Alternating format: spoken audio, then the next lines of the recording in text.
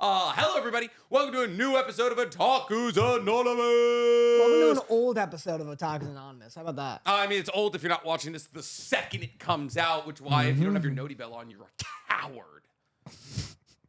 Coward. Anyways, me and Danny, I know we usually do cold opens and such. We're like, oh, what were you doing? Danny's been scrolling r/ribs. Because he apparently has minor injury. Every single time he sneezes, there's a swell of fear in his throat and cold sweat that goes down his back because he knows he's about to blow out one of his ribs. Yeah. But we forgot to do something last week, and we hold many shames in our heart because of not doing it. And basically what happened is 2 weeks ago, we were at Anime Expo, and some incredible Discord members came up to us. Nope. Well, it was like Anime Expo weekend, but we were at our fight night. Well, right. Yes, it was Anime Expo. The reason people were in town was because Anime Expo, but also our fight night. Don't act like I'm wrong. You know, you accidentally thought that these were given to us at Anime Expo. No, I know. I remember the exact interaction. I'm sure it was a busy day for me. But I remember we met some an incredible Discord member. It was Angel Rose, right? Yep, that was Angel okay. Rose. Yeah, so Angel Rose brought us a bunch of things at our fight night. They were the first person there, which was incredible of them. Yep. They just popped in super early. I'm like, oh my God, watch us get set up. Watch us run around like chickens with their head cut off. But they gave us some incredibly well self-drawn Pokemon cards here, like my Umbreon EX. Incredibly self-drawn. Some incredibly self-drawn. Listen, they're actually really, awesome. really good. When we first saw this card, show the camera. I was, and then I was looking at it myself. When we first saw this card, we both thought it was the real card. We actually did. Because, like, from a distance, like, this is absolutely the real card. It's a self-drawn, handmade Umbreon EX. And they also gave us some, I guess, specific to us cards. We haven't opened these yet. We have not. They're we want to vacuum open them sealed. with you guys. Yeah. So here we go. And these were designed by Cord, who lives in Poland, and also designs a bunch of our games here. And then put together by Angel's Rose. So I have mine. You have yours. I have mine. I'm cracking. Okay, you're cracking right now. I'm cracking. Let's see. These are awful. Oh, yeah. They immediately mean. This is what I got first. Okay. It's one of my God, I wish I could. I was gonna say use. So Danny's first one is exploded, I believe. It's exploded. Yeah. And here you can see it enough, but use your influencer hand. You have to use your influencer hand. You have to get it. You have to get a match here. I just caught a glimpse of yours. It's awesome. My first one is Sand Slash, and it's me. It's me in my Sonic hat for Danny's music video. It's so funny. Which is incredible. There's Hypno, which is from the photo I took with Stella, my story photo of just my forehead. This is Hypno. I have Cinder Ace. This is a photo I took in your bathroom a year ago in my shorts. In my huge board shorts. Here. I don't even think that's at this house. I think this is at... That's your other house. This is in fucking Pasadena. That's crazy. Show the camera. Yes, this is Danny pre glow up Dan. Hold up, Find it. And then we'll show live chat when we're done with this. These are awful. There, yes. So that's pre-glow up Dan. Yeah. I have scoliosis, which is me in the fucking anime IRL water bubble. This is from our water walking video. Yeah, with the liquid ass. Yeah, this is from the liquid ass when I had to cross an OnlyFans mansion pool into a goddamn air bubble. Here, check it out. I have Mankey. Oh, this is Danny jumping over the ropes at our fucking wrestling event here. That's awesome. That's why I'm giving them to you. Oh, okay. I didn't know if you just wanted me to see them or not. I can't show the camera from where I'm at. That's fair. This is what I don't know if it'll show up because it's a hollow. That's the most I've ever seen a hollow be hollow. Yeah. How did they get the holographic to be over the photo? I don't know how they did any of this, to be honest. I'm assuming it was like, they probably printed a hollow layer. Yeah, and then plastic. There's a lot of effort in here. This is Weeping Bell with the watermelon eating challenge lips. This was not fun at all. And then I have Machoke, which is me being slapped by a manga book. That's a great shot. And then there's that's funny. There's Lycanroc. I went as a werewolf and Little Red Riding Hood with Dorothy. So this is me as Lycanroc. That's a which is horrible costume. Yeah, what do you mean? That's a horrible It's a great costume. couples cosplay. And listen, I went to a fucking Spirit Halloween, and Dorothy was sick, and so I got 3 couples costumes. It's the only one she even kind of liked. And we went to the worst party I've ever been to in my entire life. And then here's Low Punny.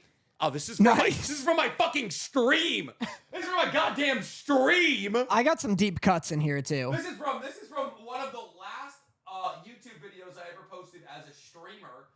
When I got like $1,000 gifted to me in a stream. And so I put on my fucking Diva bunny suit, of which Dorothy now owns one of, mind you. Sorry. We both got one of those. This is a Gothiel, or a Gothatel. And this is Danny in a maid outfit. God, Oh, yeah. You were so much littler back then. Yeah, I was small. I got a couple more here. That's me being just tiny. But that's me in my maid dress from, I believe, a Soul Eater, or I think it's a Soul Eater reaction.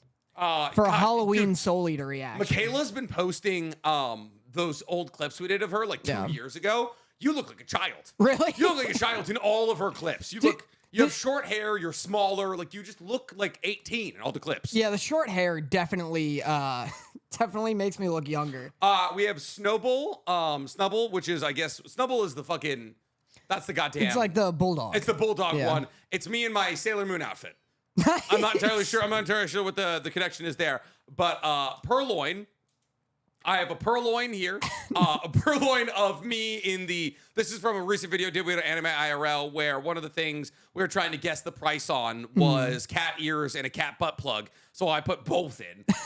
And then we have Milk Tank as my last one, and it's Chris with fake boobs and his milky bikini on, which is also from a recent Anime IRL video. Nice. We'll send pictures of these to Stank, and he can edit them in. Yes. I have Mr. Mime, which is a screenshot from a now deleted scene of one of my videos that I took down because people thought it was too graphic. It was incredibly goddamn. They were right. It was incredibly graphic. I'll show the camera in a bit, or here. You show the camera. God, the shoulders look great here, though. And then I've got Delibird. I don't know what this is from. I don't know when I've... Oh, this is the podcast room. I see. It's me as Santa, creeping about. Oh my God, I forgot. I forgot I did that. I forgot I was Spaghetti Santa. I forgot about nylon beard spaghetti Santa. That was the best bit you ever did. This is me as Lillipup. This is also a good bit, another for sure. great bit. God, you look like a fucking romance novel protagonist here. Yeah. I liked that Scooby Deb outfit. Oh, I still have it. So we got that, and then the last one is Clauncher.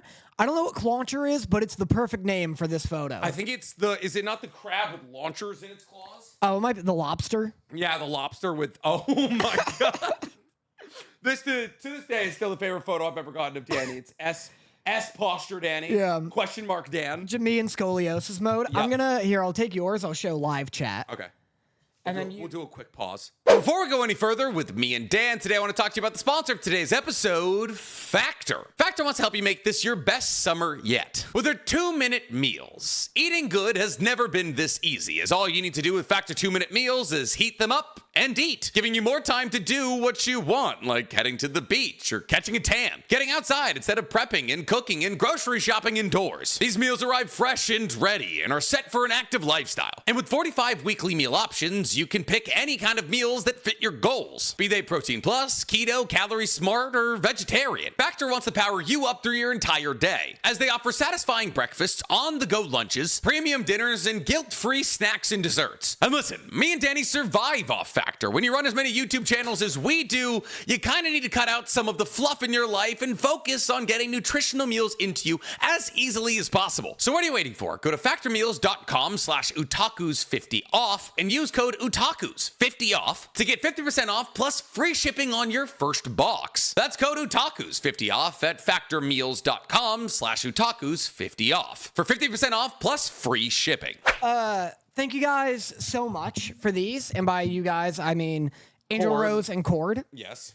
These are sick. We also got The rest of you don't get credit. We also got the Pokemon Band-Aids, which we should have worn after the fight. That'd be way funnier. Maybe have we considered throwing one of those on your ribs and seeing what healing properties that conveys? We also got these coins. They also wood burnt coins for us here. So we have the I have my PFP wood burnt into a coin, and then the back pushing. I'm pushing. I miss Borning. They're not metal, idiot. They're not magnetic. Fuck, you're right. Come on, they're made out of wood. They should have wood currency in the Mistborn world, they right? absolutely should. I mean, that's why all of the high nobles wear wood jewelry painted to look like gold. And then they gave me a Mau Mau sticker. Oh, nice. Huge for me. And then also a happy birthday letter. I don't know if I'm supposed to read this out loud. I was going to say, do you think wood currency would work? But then I realized we have paper currency, and that doesn't get destroyed. It's like paper and cloth, but yeah. Yeah. Yeah, probably would. I mean, like, probably would. I mean, like, people back in the day used to, like, carve the sides off gold coins. And then they would, like, use the shavings of those gold to make, like, more gold coins. Basically. Whoa. So that's why on quarters, quarters have ridges. They're ribbed for your pleasure. Yeah, so exactly. So when you're using your urethra, like a goddamn pinball machine entrance. Have you ever seen that scene from Overlord or whatever it's called where... The isekai where the main character is a skeleton? Yeah, I think it's that one. There's a scene where a dude is in a dungeon and this disgusting green wiggly monster is torturing him. And it has this little device where it's like a tiny little metal rod, and at the end it has like a little prickly part. And they're like, I'm going to put this in your penis. No. And then they do. They do? And they put it right up his urethra. There's a fucking Overlord sounding seed? I don't believe you. What is sounding? You don't know what sounding is? No. You don't know what sounding is? Is that what it's called when you urethra someone? Yeah, when you hit him with the Urethra Franklin? 100%. That's what it's called. If you like put something up and down your urethra, that's called sounding. Overlord anime sounding. Let me see. Moment? I'm just getting Overlord opening. I'm just getting a bunch of openings. It's called Neuronist Painkill. Neuronist Painkill. Yeah, I think. Yep. Here, check it out. Oh, Jesus. Nick is watching the scene. Look up Neuronist Painkill. Oh, God. If you want to see this truly frightening Overlord scene. It's like a BDSM fucking version. It's like a BDSM version of Cthulhu. Oh, just sounding a guy. Okay. Yep, that was horrifying. All right, didn't need that. Well, that's another reason to not watch Overkill. Thanks. Overlord, sorry. Yes. Also not Overwatch. I've seen enough porn of that show. Or game. I don't need to watch. I don't need to play it anymore. Ugh, horrifying. You know the worst part about playing Overwatch? What? Having to do it with one hand. I knew it. Yeah. I knew it. Walked right into it, baby. I didn't walk into anything. You set it up and then I paid it off, baby. Just like I do while I'm playing Overwatch, dog. Don't be the one to bring up Overwatch, then go, you know what the worst part about playing Overwatch is? Then also do the punchline and say, I walked right into it. You know what I would appreciate about Overwatch over Marvel Rivals? I'm not walking into this. Better diversity of porn. All right, I was the other day. I was just minding my own business. You know, I don't believe you, but go on. Skin flute for a walk, if you shall. And I'm like, you know what? I remember there being some badass women in Marvel Rivals. I do a little click clack, a little tippity tap, tip tap boom. Marvel Rivals into that P Hub search bar. This is way too. All you get, Emma Frost. Emma Frost everywhere. It's fucking Emma Frost, fucking apocalypse. I don't need to know this. I'm telling you, like you look up Overwatch porn, you're like, oh, I got Widowmaker, I got fucking Junker Queen, I got the other ones. Hog Wild. Roadhog. You get Roadhog, dude. You absolutely would. Oh, you get the one with the Ash. The Ash. Yeah. There was a diversity. Yeah. Now it's just all Emma Frost. I don't know what it's to all those tell goddamn you. Pogs. I don't know. Those badass white girls, dude. I don't know what to tell you. There needs to be a greater diversity. Yeah. We're gonna get animators back doing the things that actually matter. Send an email. Send a telegram. It's fucking Dongwas all getting animated. All the animators getting sucked up by Chinese projects. Can't work on fucking on video game porn. Why are you crashing out right now? This is fucking over consumerism in the anime world and its consequences. My God. Anyways, big episode this today. Just have sex with your girlfriend. I do, but you don't have penis like Emma Frost. and Junker Queen. Oh, good time. I missed you. Yeah. Yeah, I did. All right. Anyways, I actually do have a real cold opening that I want to talk about. Big news. We're like 40 minutes in. We are 16 minutes in and it's short. All right. My big news is, speaking of gooning. You're speaking of these things. I'm not. I downloaded Uma Musume over the weekend, Yeah, you did. which is apparently a gooner game. I thought it was about racing horses. And you know what? It's not even really that much of a gooner game. Sure, there's jiggle physics, but I'm in it for the horse racing. Sure. And sure, when you win a race, the girl you're training does a little concert that I skip through because I'm trying to get back on the fucking treadmill and beat these other goddamn horses. You did tell me that. You called me the other night to tell me about you playing Usame Musume or whatever. And you were like, yeah, like I'm obsessed with it. The only issue is I keep doing these goddamn concerts. There's concerts, there's dates, and I'm like, this is taken away from my goddamn race time, You're like, dude. I just want to get to the race. I just want to get to the goddamn race. It's so much fun because you're like, oh man, did I put enough stats into speed or strength or stamina or guts? And then it's like fucking you're trying to train them up, and then you're getting smoked by fucking Die with Scarlet. And you're like, I'm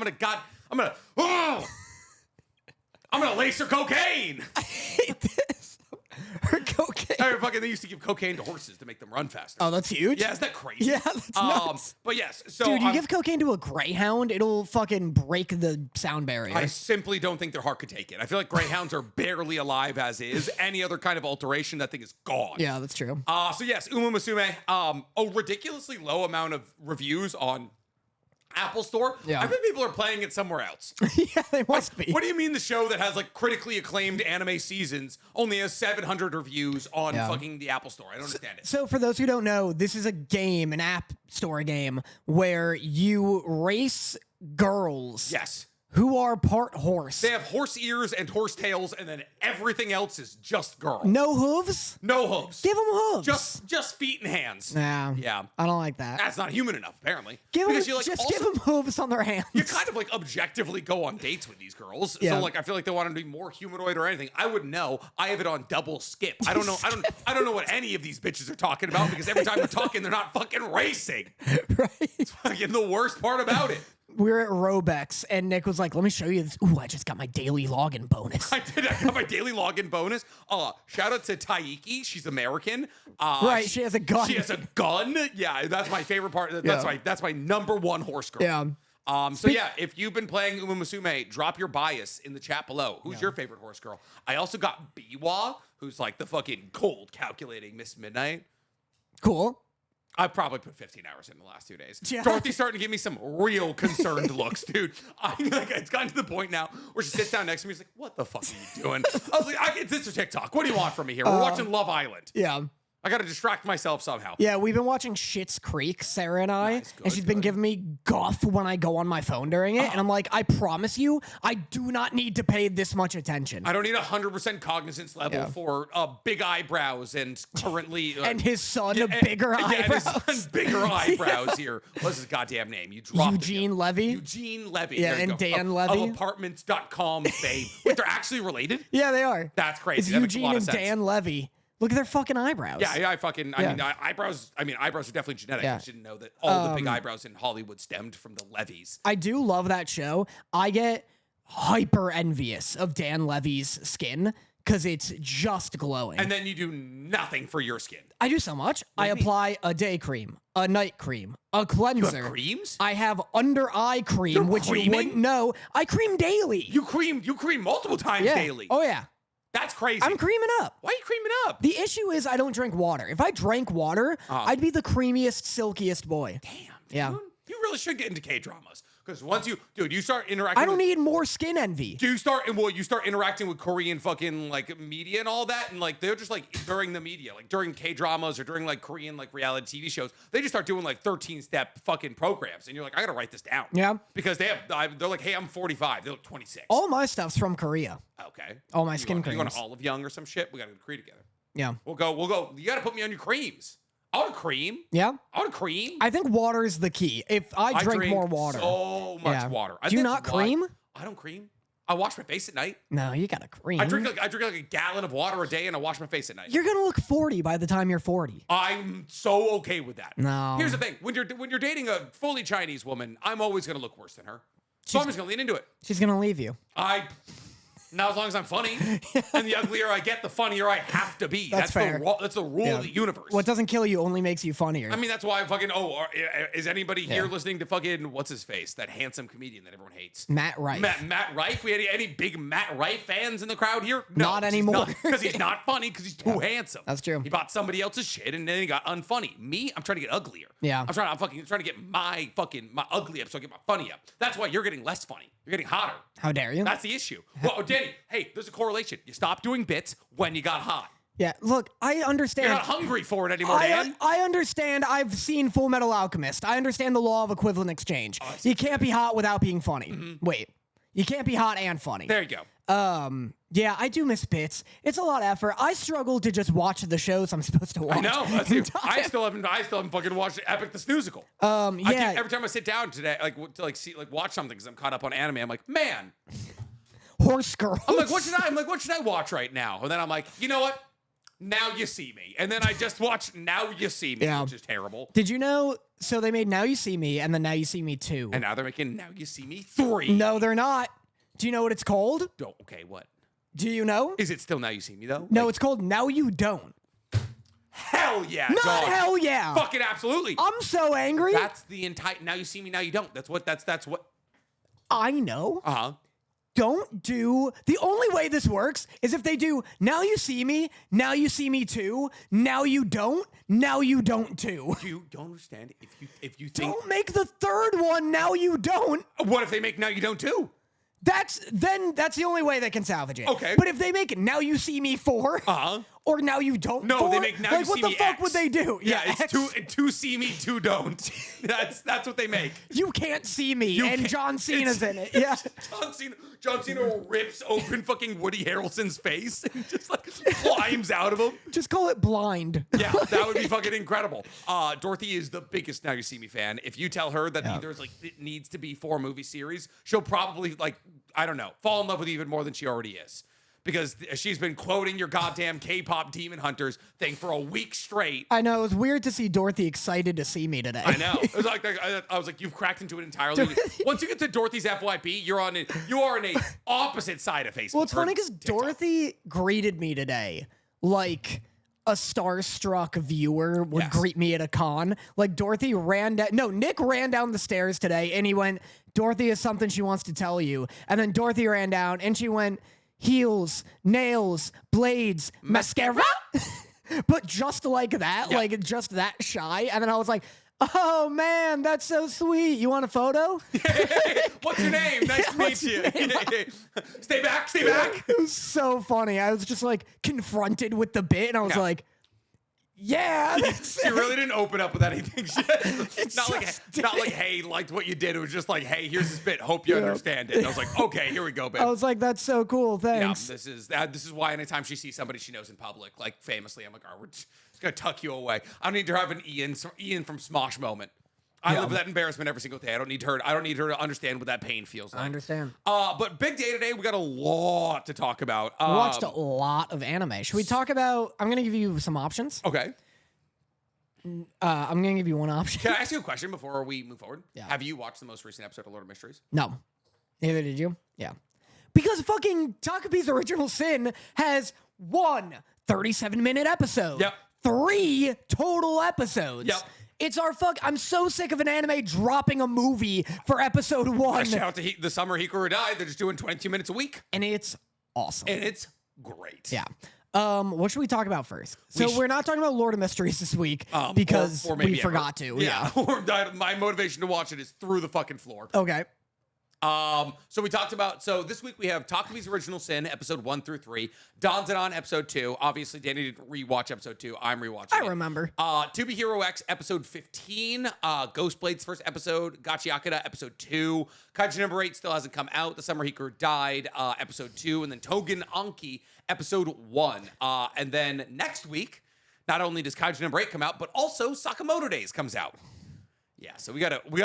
Something's gotta hit the fucking chopping room floor pretty quickly. I was already not excited for Kaiju, and Yeah. then I forgot that Sakamoto Days is coming. Yeah, well, something's gotta hit the fucking cutting room floor and quick. Genuinely, I think I'll give Sakamoto Days a single episode. I think it's one episode for me, and I think I'm gonna purposely watch it in dub just to piss myself Yeah. off. I'm just gonna be like, nah, fuck, I can't do it. Yeah, just to not miss it. Yeah. Speaking, do we want to talk about what is objectively the funniest anime of the season? Takopis Original Sin. No. Oh, okay, my bad. My bad. I liked when they killed the child. I like when the alien was like, Wait, spoilers. Yeah. Well, I We'll guess. get into it. Yeah. But because I do want to do a non-spoiler like It's kind of funny when you recommend say of it. spoilers when they've killed multiple children. There's a lot of children a dying. lot of child death. That's like Yeah. hardly even a spoiler for Takopis Original Sin. Bloop. I kind of want to talk about Togen Anki. Let's talk about Togen Anki. That's probably the one I have like the least amount of notes on. Oh, dude. This anime is something. It's very funny. It's not out of all of the anime we've watched thus far. This one is the worst. This is the worst? It's not bad. It's Yeah, just yeah. like it's like you can tell. It's like the CGI is actually crazy clean. Yeah. The The animation's real good. real good. I don't love the art style. Like the art style of the characters. Like it's like one of those things where I'm like, oh, it's either not detailed. It's like not detailed enough for how detailed the world is, or something like that. Yeah. But man, is this a funny world? Yeah. Is this world following a gun obsessed, thrown out of high school main protagonist who is like a fucking mouthy, hates his dad? Like this kid is one bad day away from clearing out the nearest elementary school, and we're like, you know what? Let's ride with this kid. Dude, it's so funny. So this is a show about like back in the day, like back in, the year 13, there was a great samurai who fought Onis.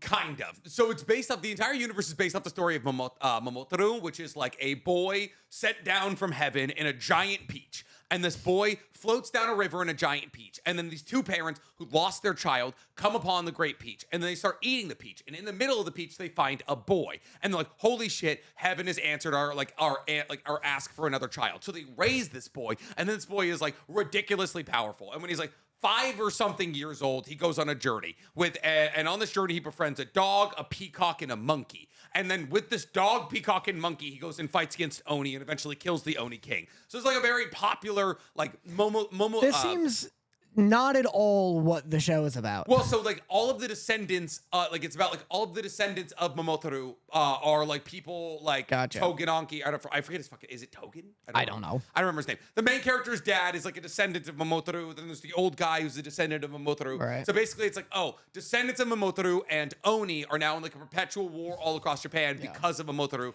From the Monogatari from like the 15th century. Yeah, and Oni have blood magic, and the Yes. other guys have like black dust magic for some They reason. can just make weapons, kind of Yeah. like swords and shit. Yeah, well, the Onis can also make weapons. Yeah, but it's a fucking it's predator missile versus sword. It's a real knife to a gunfight situation. So the main character in this is a fucking gun-loving, just red-blooded American of a Japanese kid. The first 3 minutes of the episode, his like adoptive father, who found him when he was young, basically, walks into his room and he's like, "What are you doing with all these guns?" Yeah, the kid just got expelled from school. Yeah. Dad walks in. He's got like $40,000 worth of guns on a gun wall Like in a his John room. Wick sommelier room, a level of like there's fucking Benelli's, like M4s on it. And his dad just like, shucks. Yeah. What? He's like field stripping a gun when his dad walks in, like cleaning it out. Yeah. Like, it's so funny. It's never addressed. Never. His dad is cool with it immediately. Yeah. And mind you, it is almost impossible to get a gun. Like even in America. Well, that's the thing. Yeah, it's in Japan. And so I'm like, I thought it was tough to get these. You cannot get an M4 in Japan. I'll tell you that right now. You can get like a hunting rifle and like a revolver after 2 years of classes, maybe. Yeah. But like, you're not getting a fucking M4. That'd be an impressive amount of guns in the American South. Yeah. So that's awesome. And then, yada, yada, yada, long story short, also he's played by Zeno Robinson. Is he really? Yeah. I didn't realize that. But Oh, so this is a bad time for me to say that I switched off the dub almost immediately. It's not the sickest dub. No, it's not a good dub at all, actually. I was eating and I was like, I will not be able to give this show a fair shot if I'm watching it in dub. I'm like 8 minutes in. I was like, I hate how everyone sounds, actually. The dad's not good. Dad's bad. The dad's clearly the same age as whoever's playing the kid, which is Zeno Robbins. Yeah. Zeno Robinson, for those who don't know, is from My Hero Academia. From everything. Yeah. He's Hawks from My Hero. He's Not AJ Beckles. Isn't he the dude from? Well, yeah. They get mixed up all the time. It's like an ongoing joke on the. Oh, I see. Okay. Yeah. Isn't he the dude in Zom 100? Oh, is he like the main character? I think so, because I think we saw him. I'm gonna be embarrassed if this is AJ Beckles, but we saw him at the Crunchyroll panel that one time. Remember? Zeno Robinson. Yes. I mean, dude, Zom 100. Boy, oh boy, Dan. I kind of think that was AJ Beckles. I think that was AJ. So he's Gabber Wonger in Gachiakuta.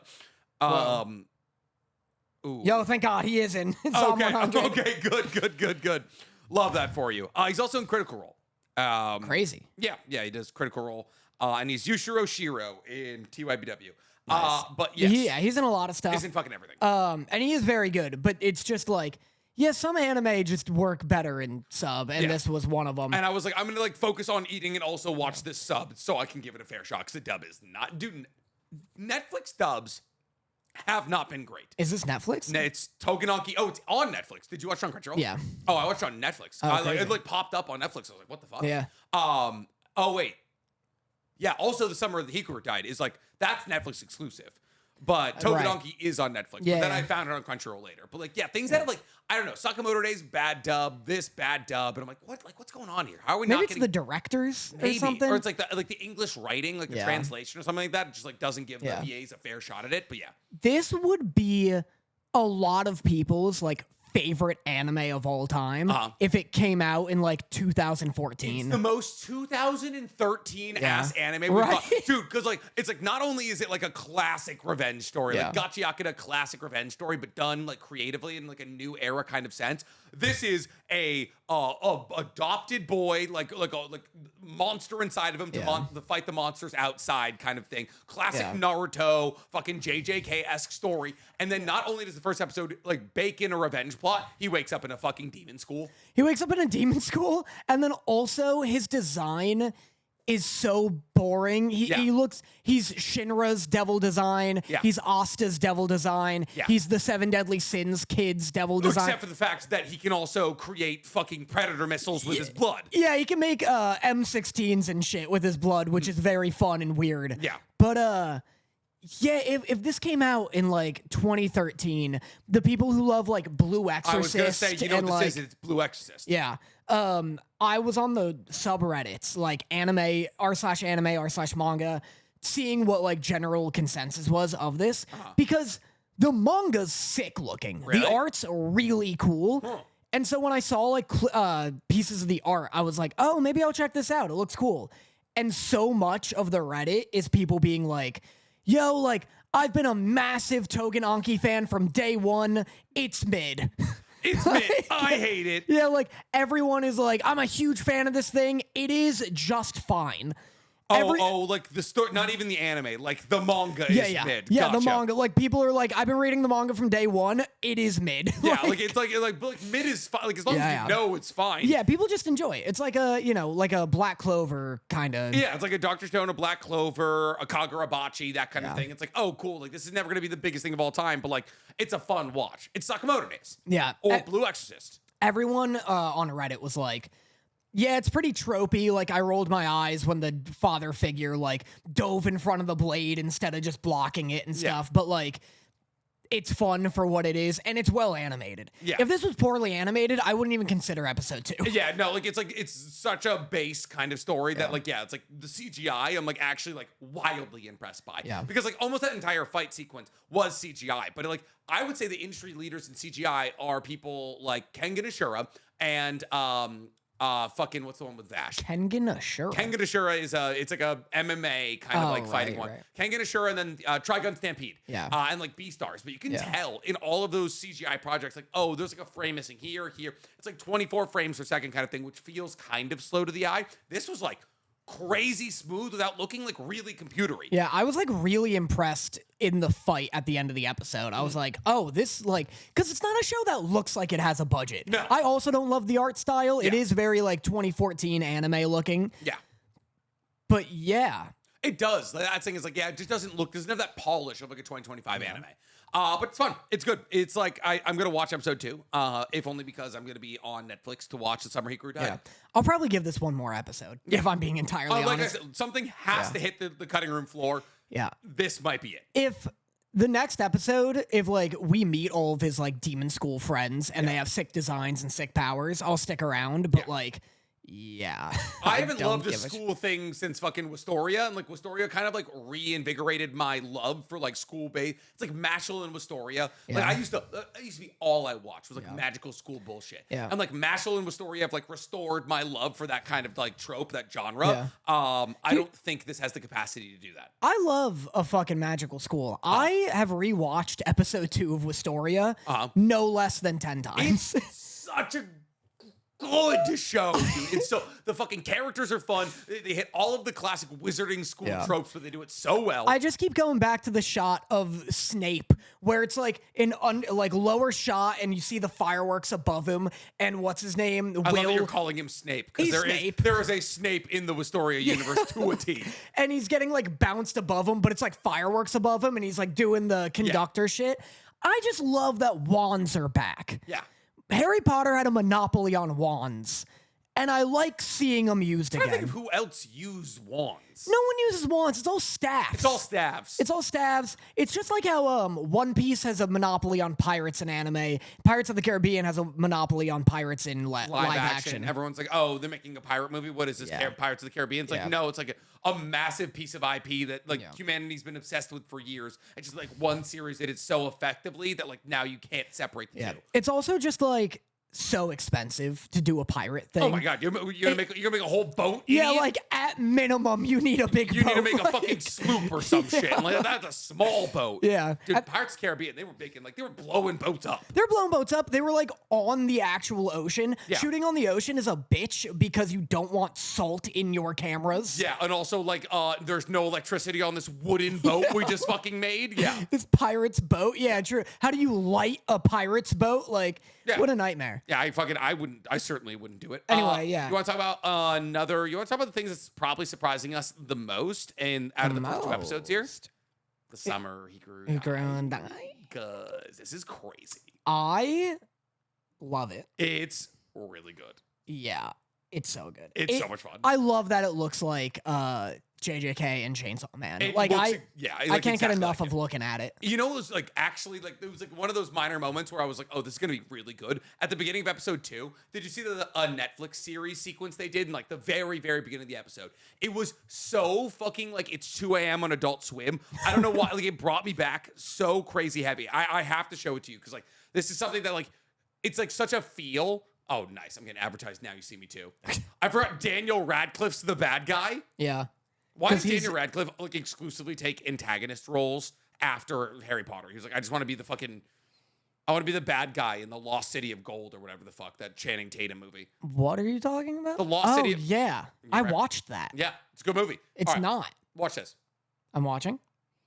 I'm observing. Well, this is cool. Right? This is so hidden inventory also. Yeah. They did some fucking like VHS effects and stuff. Yeah. And I was like, wow, this is like the director of JJK, I think. JJK season 2. I actually wonder who the director is because you're right. The season, like, it is being directed in a very similar way. Yeah. There's so many intentional directorial like decisions being made that I'm like, oh, this does such a good job of building tension. For those of you who don't know, we're talking about the summer that Hikaru died, episode 2 over on Netflix. It has been blowing me away with like. He is also the series composer and is known for his work on Jellyfish Can't Swim in the Night. That sounds like probably the saddest anime ever made, right? I'm telling you right now, there's gonna be like 40 people in our chat who are being like, I cannot believe you haven't seen Jellyfish Can't Swim in the Night. Please watch it right now. Known for JJK. Wait, really? Yeah, let me see. So he did, right? Summer Hikaru died. He's the director. Jellyfish Can't Swim in the Night. Pokemon Paldean Winds. Okay. Classic. And JJK, he's directed 2 episodes. I think of season 1 though. Interesting. Rohei Takashita. Yeah. I believe is the director. How do I see what fucking episodes? What episodes? It's like IMDb. Anime does this thing where it's like every single episode has a different director. It's always aggravating. Well, that's TV shows. Oh, really? Yeah, they're they all do that like as well. I didn't know that. It's just all of But them. like Dandadan, their new season is like almost entirely being directed by that guy we saw at the premiere, right? The I don't French know. dude? I don't know. I mean, he seemed to at least direct the first 3 episodes. Yeah. Yeah, he did seem... usually TV shows will have, like, multiple directors just because you're making so much more content than a movie. Yeah. So it just makes sense to, like, split it up. I guess. So it's like not so like it's like, oh, you're gonna lose your directive vision on this, or like you're just gonna get bored or some shit. No, it's just, like, a time thing. So, like, multiple people can be, like, working on it at Gotcha. once. Because like directors also like write everything. They're fucking going through scripts. They're like, oh, they're on shoot days telling you like what to shoot and how to shoot it. Well, it's like, yeah, if it's mental bandwidth, I bet. Yeah. Like Breaking Bad, which I just recently finished with Sarah again. Also, every episode is like a different director. Crazy. Some directors do like multiple episodes, obviously, but it's like, imagine being like, okay, you need to know everything about the ins and outs of this 2-hour-long movie. Yeah. You can do that. Like, you can know the whole movie front to back. Yeah. Now imagine being like, you need to know every little detail of this 8-hour-long season of That's Breaking fair. Bad. And like, also there's 4 seasons. Yeah, Yeah, so exactly. have fun doing that for the next 20 years of your goddamn life. That's very fair. This show, The Summer Hikaru Died, is like, I feel like they're pulling off, Paranoia, like the super, super, super famous horror Paranoia anime. Agent. Paranoia Agent, yes. I feel like they're pulling off like a Paranoia Agent level of like psychological horror. Yeah. Like they're doing such a good job at like being very intentional in the camera work of how they like follow Hikaru and what's the other one's name? What's the main character's I name? just don't know. It makes it so helpful that Hikaru's in the title. Yeah, it's absolutely massive. Kashiki. I have no idea. It's something The like that. black-haired one. Yeah, the black-haired one. You know what's embarrassing? What? I haven't seen Paranoia Agent, but I do have this on Blu-ray. Paranoia. Do you have it on Blu-ray? Yeah. Oh, we gotta watch it. I wanna watch it. I'll come over. We'll do a big Paranoia Agent night. It's by the guy who made Perfect Blue. Yeah. And shit. Yeah. He's a fucking one of the most demented minds in animation. Yeah. I would love to watch that with you. I'd be I down. want to see the fucking quality of that goddamn Blu-ray player. Hell yeah. Let's do it. Yeah, no, I agree. Same as what I said with episode 1. My favorite thing about this is that it's not like so many anime will have a premise that's kind of like you have to stretch your belief. Yeah. And this sort of does, but it's not like when they do it, it's like, like horses are girls. Yes. And they race. Yeah. And they love it, Danny. And they love it. They'll just start running sometimes and be like, and I'm like, as their trainer, I have to like, you gotta stop running. Gotta rein 'em we in. gotta race tomorrow. But like it'll have like a premise like that where it's like girls are part horse and they race. And once you get over that hurdle, you're like, okay, now I'm ready to like experience the now show. this is just the world. The hurdle for this is that a kid would just willingly accept that this alien is his friend. Yeah. And in other anime, I feel like he'd be like, what do you mean you're an alien? Okay. And they just get over it. Yeah. I like that this is an extended mental breakdown he's having. Yeah. Like, and it bleeds into this episode too, where he's just like, there's such an unnerving nature about Hikaru. Yeah. Especially because in episode 1, he's like, Hikaru starts crying when the friend finds out he's an alien, and he's like, I don't want to have to kill you. Yeah. And so there's this hostage situation where it's 100%. like, even if, there's so much pressure to just go along with him being Hikaru. And also like the possible like implications of the fact that he's in love with Hikaru. Yeah, that he's in love with Hikaru, that this guy will kill him, but also that the alien likes him. Yeah. And there's so much manipulation, there's so much complex emotion, and on top of all of that, the more charming and adorable Hikaru is, the more unsettling he is. 100%, because you know, like, what he's doing. He's out there Yeah. fucking killing, like, old women. He's, like, eating... Well, is he? Is it him, or is it a different one? I think so, because I think it's, like, anybody who's able to identify him, and, like, and therefore, like, possibly call him out and strip him from the black-haired one. I don't know. I think so, because, like, there's also in this episode, right, the black-haired one, I gotta look that up at some point, is, like, looking into the woods and sees this, like, terrifying... Like, Yeah, the bent neck lady. the fucking, like, yeah. what were the alien race that made all the clones in Star Wars? Oh, from Naboo? Yeah, well, it wasn't Naboo, but it was from Cloud City, right? Yeah, not Naboo. You're right. Yeah, it was one of those fucking.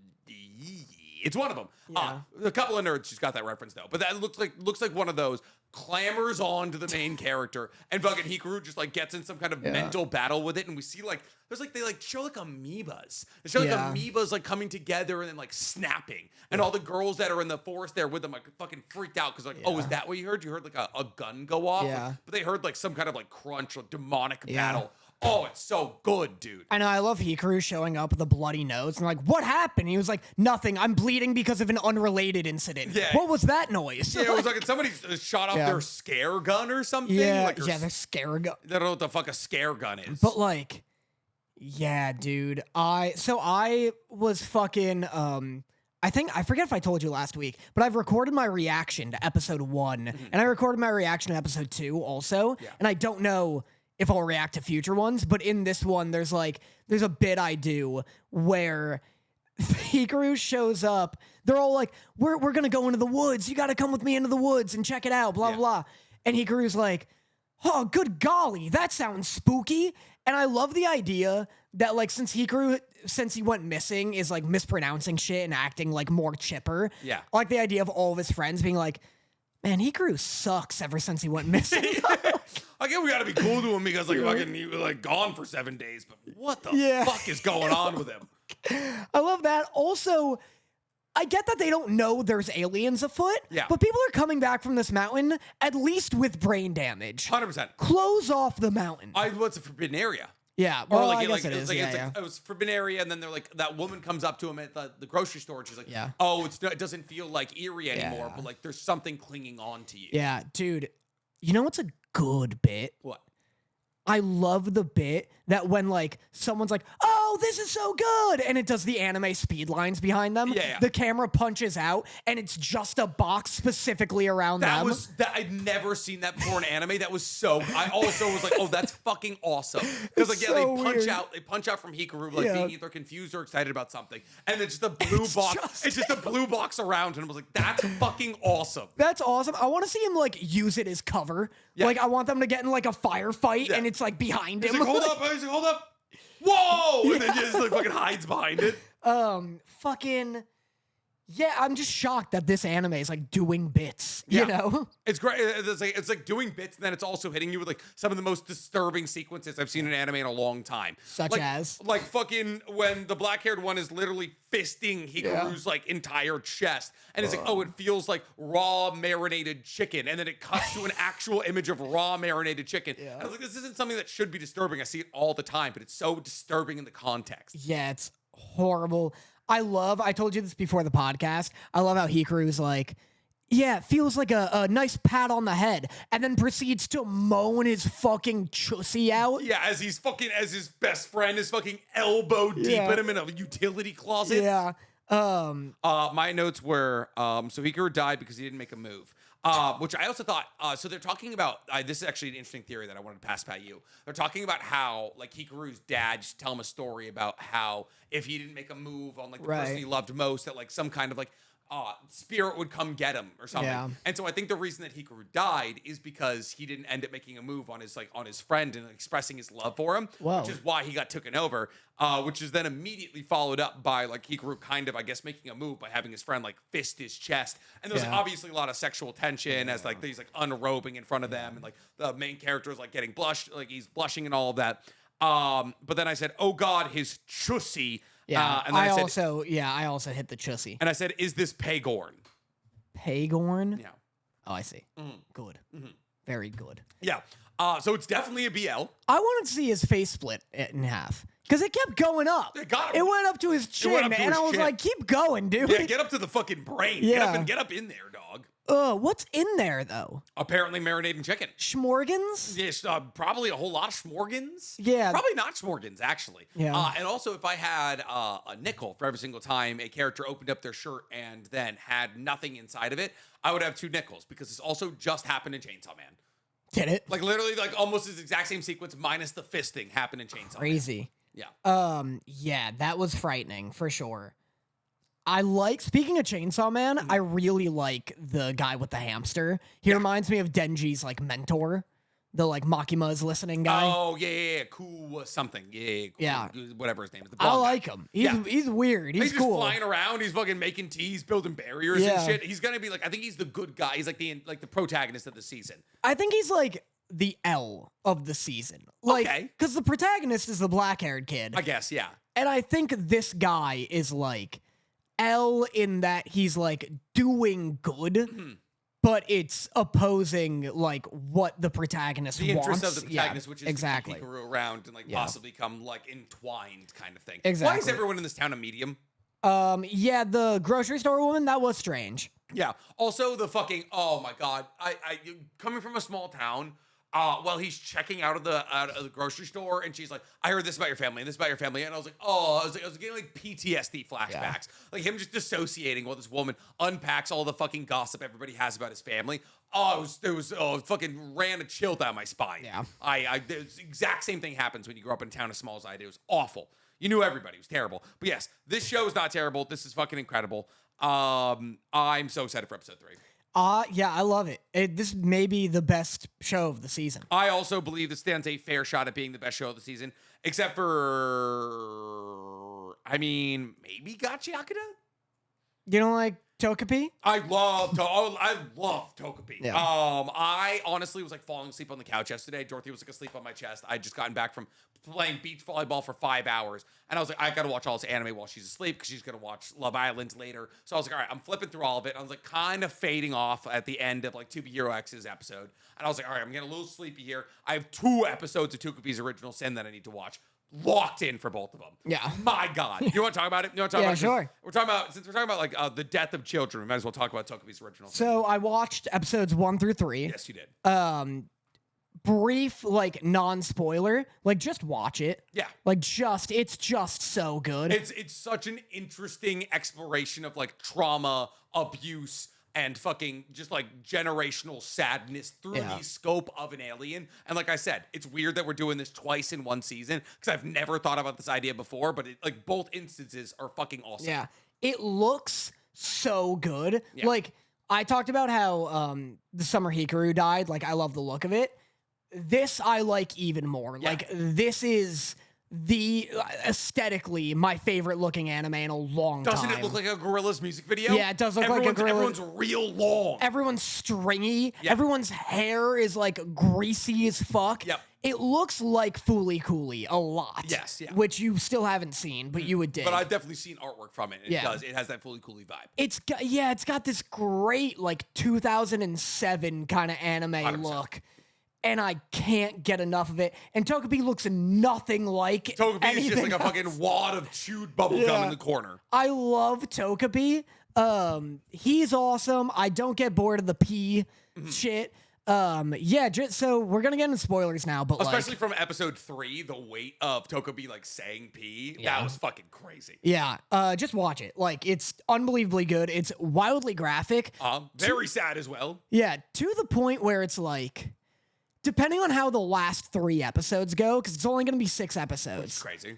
Depending on how those go, if they don't lighten up a little bit, a part of me will be like, this is kind of like just trauma porn. Yeah, trauma for trauma's sake. Yeah. I mean, I literally wrote that at the end. I think I said at the end of episode 2, I was like, Jesus Christ, this is relentless. Yeah. Well, it's just because, okay, spoilers now, but like, just because at the end of episode 3, especially, there's so many instances where like Takopis will be like, you know, all bright and happy and optimistic, and then someone will slap him. Yeah. And the show like makes a huge deal out of that. Yeah. But by the end of episode 3, I'm like, yeah, I saw this coming. You Like, gotta learn to fight back. And in a way, Takopis fucking does learn to fight back. So I guess like crazy. a lesson has been learned. yeah, how'd you feel about that? I haven't cheered that much for a child's death since Joffrey. That dude, if Dorothy was in a sleep on my chest, I would have stood up and clapped. My first note is we just got to kill Marina or her mom or both. And then I said, Jesus, this show is relentless. And then I said, holy shit, they did it. And I was like, so for those of you who don't know, basically the entire show is hinged around a character by the name of, she says it so much too. oh my God, we said it earlier. Fucking Shizuka. Shizuka's the main character, and Shizuka's mom is an escort because Shizuka's mom and dad got a divorce, and therefore Shizuka was like, oh, fuck. Shizuka's mom was like, I need to find a way to support me and this child.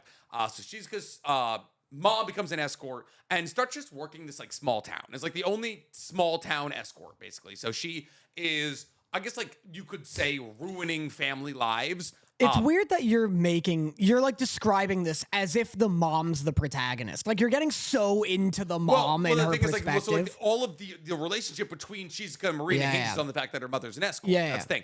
And so Shizuka's mother ends up like spending a lot of time with Marina, who's another girl that Shizuka goes to school with's dad. And so like they're like the reason, like Shizuka's mom is the reason that Shizuka or Marina's parents are getting a divorce, kind of thing. And no, that's also interesting that you're like, oh, Marina's mom is getting a divorce because of Shizuka's mom. Well, it's because of Marina's dad. It's because the dad is sleeping with prostitutes. I'm trying to explain it through the perspective of why Marina beats the shit out of Shizuka. Well, basically. Right, but okay. So here's a more expedited There's a thing. ladder of fucking problems, and it does all technically start with Marina's dad. Yeah. So Marina's dad is seeing an escort who is Shizuka's mom. Yes. And so in Marina's mind, Shizuka is the reason her parents are getting divorced. Or is at the very least the product of the reason that her parents are getting divorced. And then meanwhile, also, Marina's mom beats her on the reg. Yes. And so Marina's just using Shizuka as an outlet for all of her rage and aggression. Well, like and at one point, to a horrific degree. At one point she like blinds her, maybe. Yes.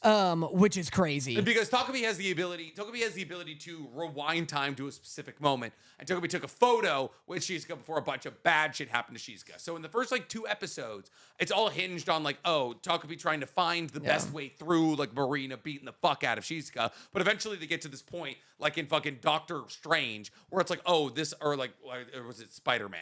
I forget. Oh, it's Spider-Man. It's like, this is something that cannot be altered throughout all time. And that thing is apparently Chappie, Shizuka's dog, getting, biting Marina and then getting either taken away or killed. Yeah, we don't know yet. Yeah. But, it's just good. Good. It's good. It borders on, like, to, like, shock value. 100%. But, like, I love looking at it. I love Takopis. Yeah. I like Shizuka. I like that Shizuka was like, after they kill Marina, which was awesome. Yes. Because like the episodes are titled, one is Takopis' Serenity and another is Takopis' Confession. Yeah. And I got to a point where I was like, when's Takopis' gun? Yeah. Like, dude, Takopis just bashes a fucking child's brain in with a camera. Yeah, which is crazy. The force Takopis had to hit her with to do that. Why do the Happians have that much strength? That's my question. But after that, they get this boy to like be their accomplice and like hide the body.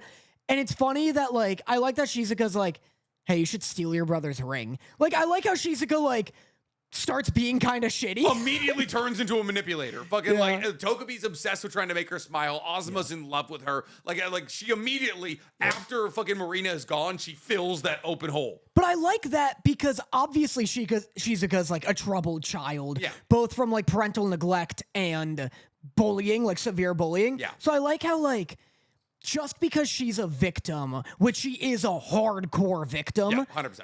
It doesn't mean she can't have flaws and be flawed. Like, that's my issue with a lot of, like, especially Western media revolving around bullied children. It's always like, oh, this kid's just getting bullied for nothing. Like, she's the best little girl ever, and the bully's the one with the issue. And it's like, sometimes, like, people are annoying, and then also bullies are bad. Yeah, also, like multiple people can be bad simultaneously. Yeah, exactly. That's why I always like Naruto, because it's like people bully Naruto, which is fucked, but Naruto sucks. Naruto sucks. Like he's just, like, doing graffiti on like the stone faces of the heroes of the village in episode 1. And that's why like Lilo in the original Lilo and Stitch is so fun, because it's like, yeah, people are mean to her, but she's also like so quick to throw hands and like making voodoo dolls out of people and shit. And it's just like, oh, cool. I like when a kid can be like troubled and weird. Yeah. So yeah, I liked that Shizuka was hyped that her bully was killed. Well, it's and like, then oh my also, God, Tokopi, you're literally the best. I was like, in that moment, I was like, is Tokopi just gonna be like, oh, I have to kill people to make Shizuka happy? And I was like, oh, if we get into a fucking vicious loop, that would be awesome. I thought that, and then I also thought when the kid showed up and saw it, and he's like, you're gonna have to turn yourself in. I was waiting for her to turn to Tokopi and be like, you did it once. Still got the camera. Yeah. Still works. Yeah. Don't preserve the body. I'll say that. Bad choice. Yeah, well, I thought he was gonna shrink it again. That also Put her in it and then shrink it. Would have been a good choice. I think it could grow to be whatever the size of you want to preserve. Yeah. Don't preserve the body. Yeah. Also, it's just way more to bury. Yeah, just throw it in a lake. Throw it in a lake, or just bury it deeper. Yeah, you know? true, yeah. Where did fucking Asuma get a shovel? Dude, that was my question. What are you, true. fucking Kurapika? Did you walk into the woods with a shovel knowing you're going to be burying some bodies? What's Asuma up to? Why is he so jealous of? And then that's another thing. It's like every single person in this show has trauma. Yeah. Because like Asuma gets introduced, and it's like, by the way, his mom doesn't let him eat unless he gets 100. Well, he doesn't get the pancakes, I guess. And they look like good fucking pancakes. Yeah. Listen, I'm not saying his trauma is as bad as everyone else's. Yeah. Everyone else's trauma, way worse. No, he has trauma. I just meant, I don't think it's like as severe as like you don't eat. I think it's like a reward that he can get. It's definitely traumatizing and bad. Yeah. But, and it's funny that he takes it out on his brother, who seems like an all-around good guy. Just like a good guy. He's just like, hey, I'll buy you something with the money after I get promise rings with my girlfriend. Cool. Yeah. But yeah, it's just good. I just like the show. It's a lot of fun. No, this is also... Well, it's not a lot of fun, but... Well, it's not a lot of fun, Yeah. but like it is, well, I don't know, it had its moments. Yeah. It definitely, I fucking, like I said, haven't cheered that hard for a child's death since Joffrey. But I said Shizuka Master Manipulator. I said the show's going to end with Takopis killing itself. Maybe. Wouldn't that be fucking wild? Yeah. What if like Takopis just like, this world cannot be saved. world's fucked. Happians have no effects here, and just... Yeah. Well, I wonder what... Because at the end of the episode, he's like, I'm not allowed to go back home. And he's like, wait, why? I don't remember. And I wonder if there's some weird fucked thing where he is a parasite or like something like that, you know? That'd be cool. Yeah. Like he has like, it's like Planet Happy doesn't exist or something like that. Yeah. Or Planet Happy like gave in, or like Planet Happy started like fighting each other or Yeah. something, and they sent fucking Takopis out like fucking Goku. Yeah, That'd be yeah. sick. Oh my God, that'd be sick. I don't know if they only have 3 more episodes. I don't know if they have the time to like adapt all of that. I don't know. That's crazy. I love a 16-chapter manga. Yeah. No one to be done. It's like Kaiju number 8 right now. No one to be done. Kaiju number 8's like, we're doing 1 arc. That's all you get. We're not extending the story past what it needs to be. That's so crazy. I love it. I love it so much. We need more of that, honestly. All right. Speaking of things that are running long, you want to talk about To Be Hero X? Sure. Great episode. Yeah. So much fun. I'm enjoying it. Very cool. Very fucking stylistic and wild. And it's weird that he kills people and is a hero. People need killing. Well, Just because Batman doesn't kill people doesn't mean fucking other heroes can't well, kill the people. others don't. I mean, Nice killed himself. You know that doesn't count. I mean, it's at least one. It's a one. That's a 1 KDR. Yeah. It's better than most people get. That's just crazy that you can, like, be an assassin. You can be a freelance assassin legally in this world. I guess, yeah, that's fair. And like, they don't really talk about like, and then he's talking about like, oh, if you do this, and this, you're wrong, and therefore you should die. Couple of the things weren't death penalty worthy. Yeah. It was like, you do crime, you die. And I was like, it depends on the crime. He's Yeah, like, all crime. yeah, and it's like, you fucking talk back, you die. And I was like, okay, well, yeah, this is 175 kills in 2 years. Does seem like a lot. Yeah, he's like, if I'm killing you, you're in the wrong. Exactly. And like, he's just like kind of being controlled by a character we haven't really been all that introduced to. Like, it just kind of like loosely talks about like, there's a bunch of people who control hero society, and they're all sitting at that table. And just like, one of them is like, oh, this is Ghostblade. He kills people. Yeah. I'm trying to think if any of them have killed somebody. No. Isol might have killed somebody. He might have. Might have killed Moon or the other Isol. Yeah. So like, I don't know. Isol got the closest. I feel like they might just have like license, like a fucking James Bond, like a James Bond fucking spy. They must have like license to kill. I don't know. I'd love a license to kill. What would you do with it? Kill? I feel like license to kill is like also not even license to kill, because there's definitely people you can't kill. Like, all right, how far can license to kill get you? Can you shoot Emperor Trunks in the face? I feel like you should be able to. It's hard to get to him. And then what? They just like they get you and they're like, oh. Well, if you whoops. show your license. Yeah, it's like, well, he's got it. Yeah. But who gave it to you? Who gives you license to kill? Is it Emperor Trunt? Well, but I don't know, though, because a license to drive doesn't mean you can drive recklessly. Okay. You can still get in trouble for driving with a license to drive. Can't kill recklessly. Maybe, yeah. All right, but then that's whose discretion is that up to? I don't know. All right. Yeah. It's like, oh, well, if I kill fucking Osama bin Laden, license to kill, right? That's fine. Everyone's cool with that. Yeah. Like, American soldiers kind of have license to kill as long as it's not other Americans. License to kill logistics. You're just Googling license to kill. That feels like a ChatGPT question. ChatGPT, what does it mean to kill legally? Let me know. Stand your ground laws. This is not what I want. I mean, you can kill in America, yeah. As long as they're on your lawn. Yeah, I guess you probably can't kill. Well, I feel like it should be a thing where it's like, if you could get to him, you can kill him because you have the license. What do you mean? Like, because killing Emperor Trunt is difficult because he's constantly guarded. Okay. I mean, apparently not that difficult. You just need to hit a shot from 300 Well, apparently pretty difficult because the guy missed the shot. Yeah, 3 times, too. Yeah, he's pretty well guarded. There was a kid from my school who ran onto the White House lawn and, was instantly seized. How the fuck did he get over the fence? It's a tall fence. Climbed over it. That's crazy. Yeah. That's nuts. They're censor. They're so ready. Was he arrested? Something. That's a terrible idea. Yeah. Best case scenario, that's on your record. Worst case scenario, fucking lace through the frontal dome, dude. Yeah. What are we doing? Yeah. That's crazy. What are we talking about again? We're talking about Ghostblade. Yeah. Fucking license to kill. It was pretty good. It was fun. I liked it. It's stylistic as hell. I liked it a lot. It's probably one of the more visual representations of autism we've gotten in a couple of years. I think this is we don't fairly often get autistic coded characters. I'd say we get Rompo, Ed from Cowboy Bebop, and then Ghostblade apparently because he's oh hey the outside world is a crazy overstimulation. Laios. What? Laios. Laios, yes, yeah. If you're talking about like in terms of hyperfixation, that kind of thing. They're I think it's kind of crazy. They're oh, he's overstimulated by the world, and his fans have literally turned him nonverbal. Yeah, I was Ghostblade is a very a very crazy representation of the autistic experience, and then he's oh look, the idea of having a child sounds so overstimulating. And this girl who is scrolling at his wedding 176 days after they meet or something, text him I do, all of that. Yeah. And it didn't click in my head exactly oh, why is she always on their phone? I was oh, it's because they're texting because he can't talk. Yeah. It's the only way for them to communicate is for him to text her, that kind of thing. Which I thought was really interesting. I thought this was gonna be I thought it was gonna be an angst lord. I thought it was gonna be some angst lord kind of boring I'm Ghostblade and I cut down people in the night kind of thing. Way more interesting. Yeah. The fact that we're now looking back on the entire Lowly arc and being oh, that's why his fucking stalker could throw hands is because their stalker was Ghostblade, the number 5 hero on Earth. Right, right. Which I thought was really cool. So I like that they're doing a re-look into that kind of equation. Yeah, I liked it. Yeah. The pig imagery was horrifying.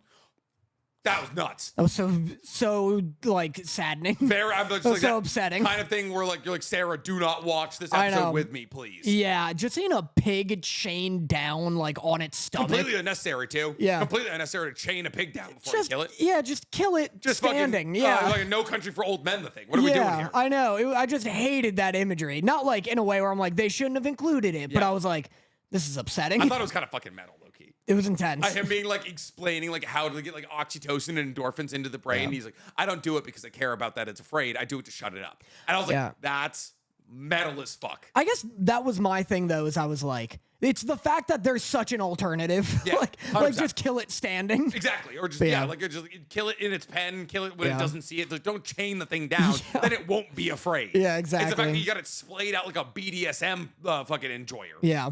Crazy. Absolutely crazy.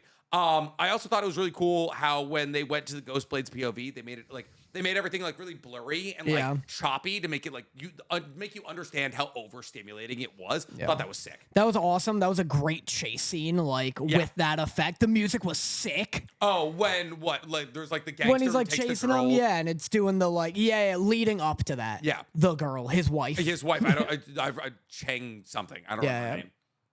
But yeah.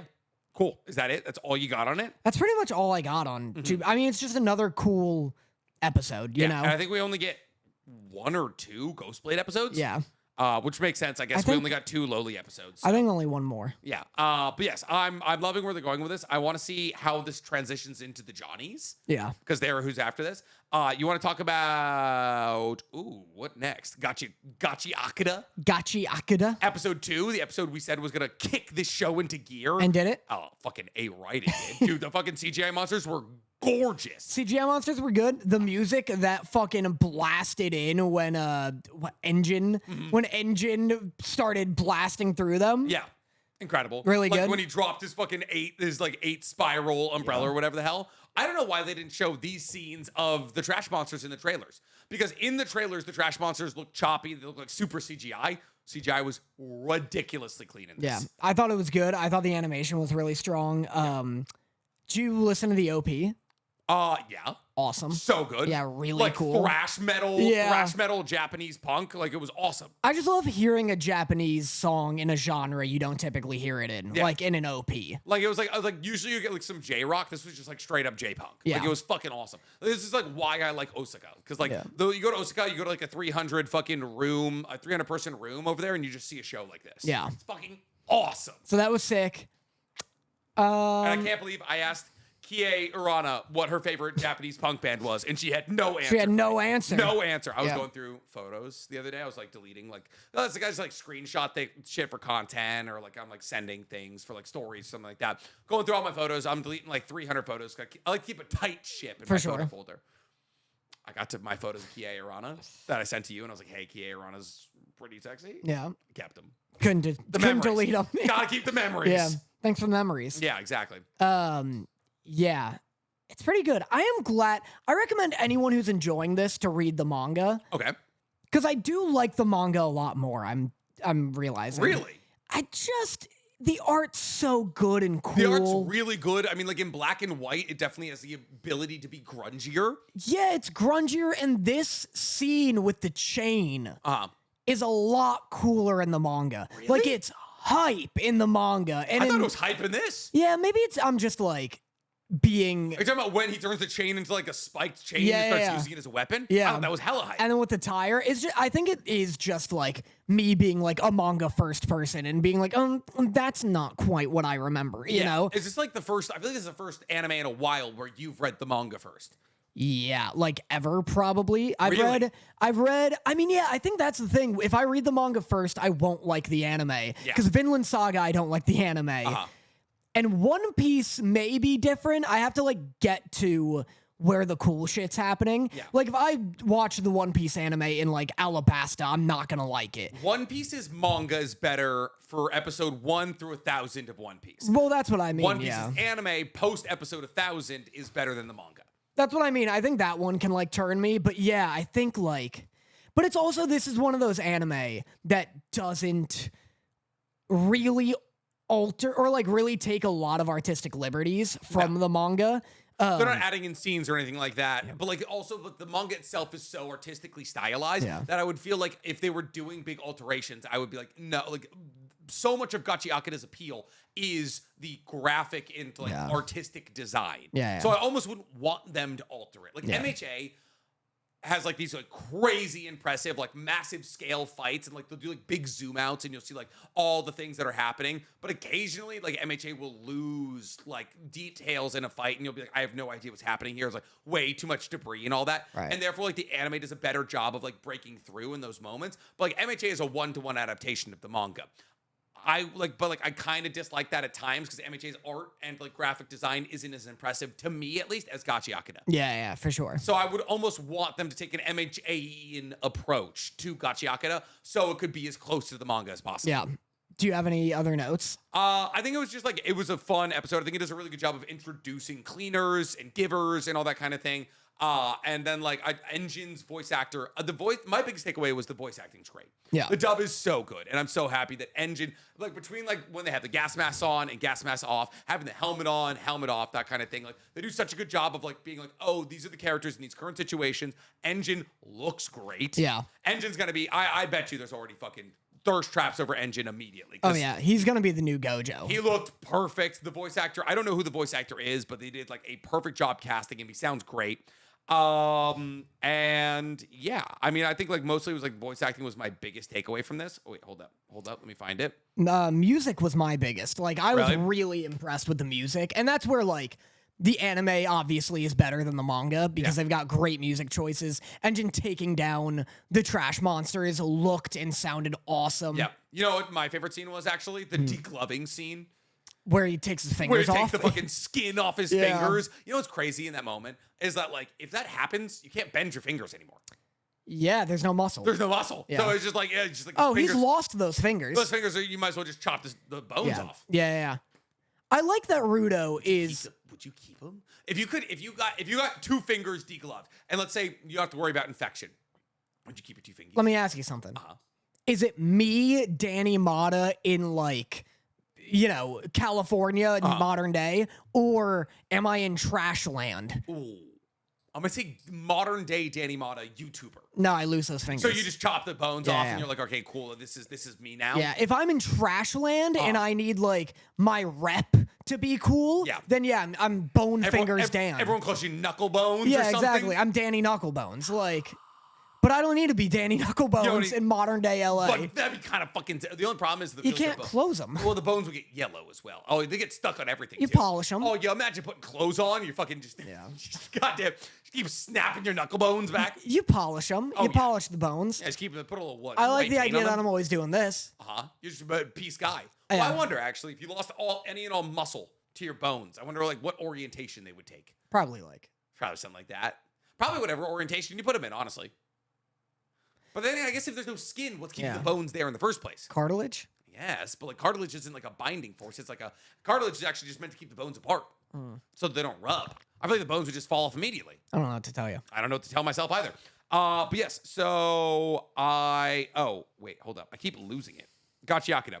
I said him destroying the things he controls is so interesting. I love that aspect of him. Like the gloves allow him to control anything that he touches, but after he uses them, they return to dust. Yeah. And I think that's so funny because it's like, he's like, because he loves these gloves so much and he's so special, he's able to like breathe his soul into any of these items that he touches. But rather interestingly, there's a payoff there, and that's like, these items will die. Yeah. It's always kind of contradictory to like what he stands for, right?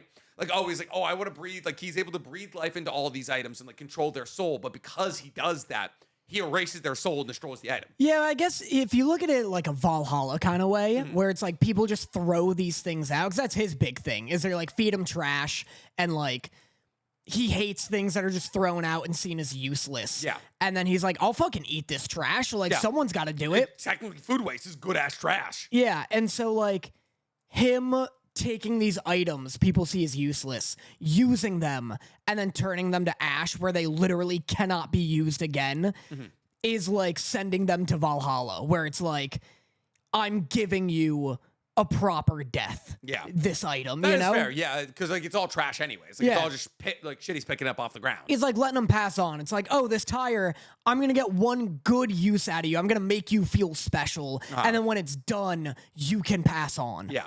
Because like no one else is using these items. Like these aren't other givers' items either. Yeah. It's all just like shit he's picking up off the ground. Cool. And then I said classic hoodie tense builder. No idea what that means. No goddamn clue. That's because good. That was supposed to be a classic horror tense builder.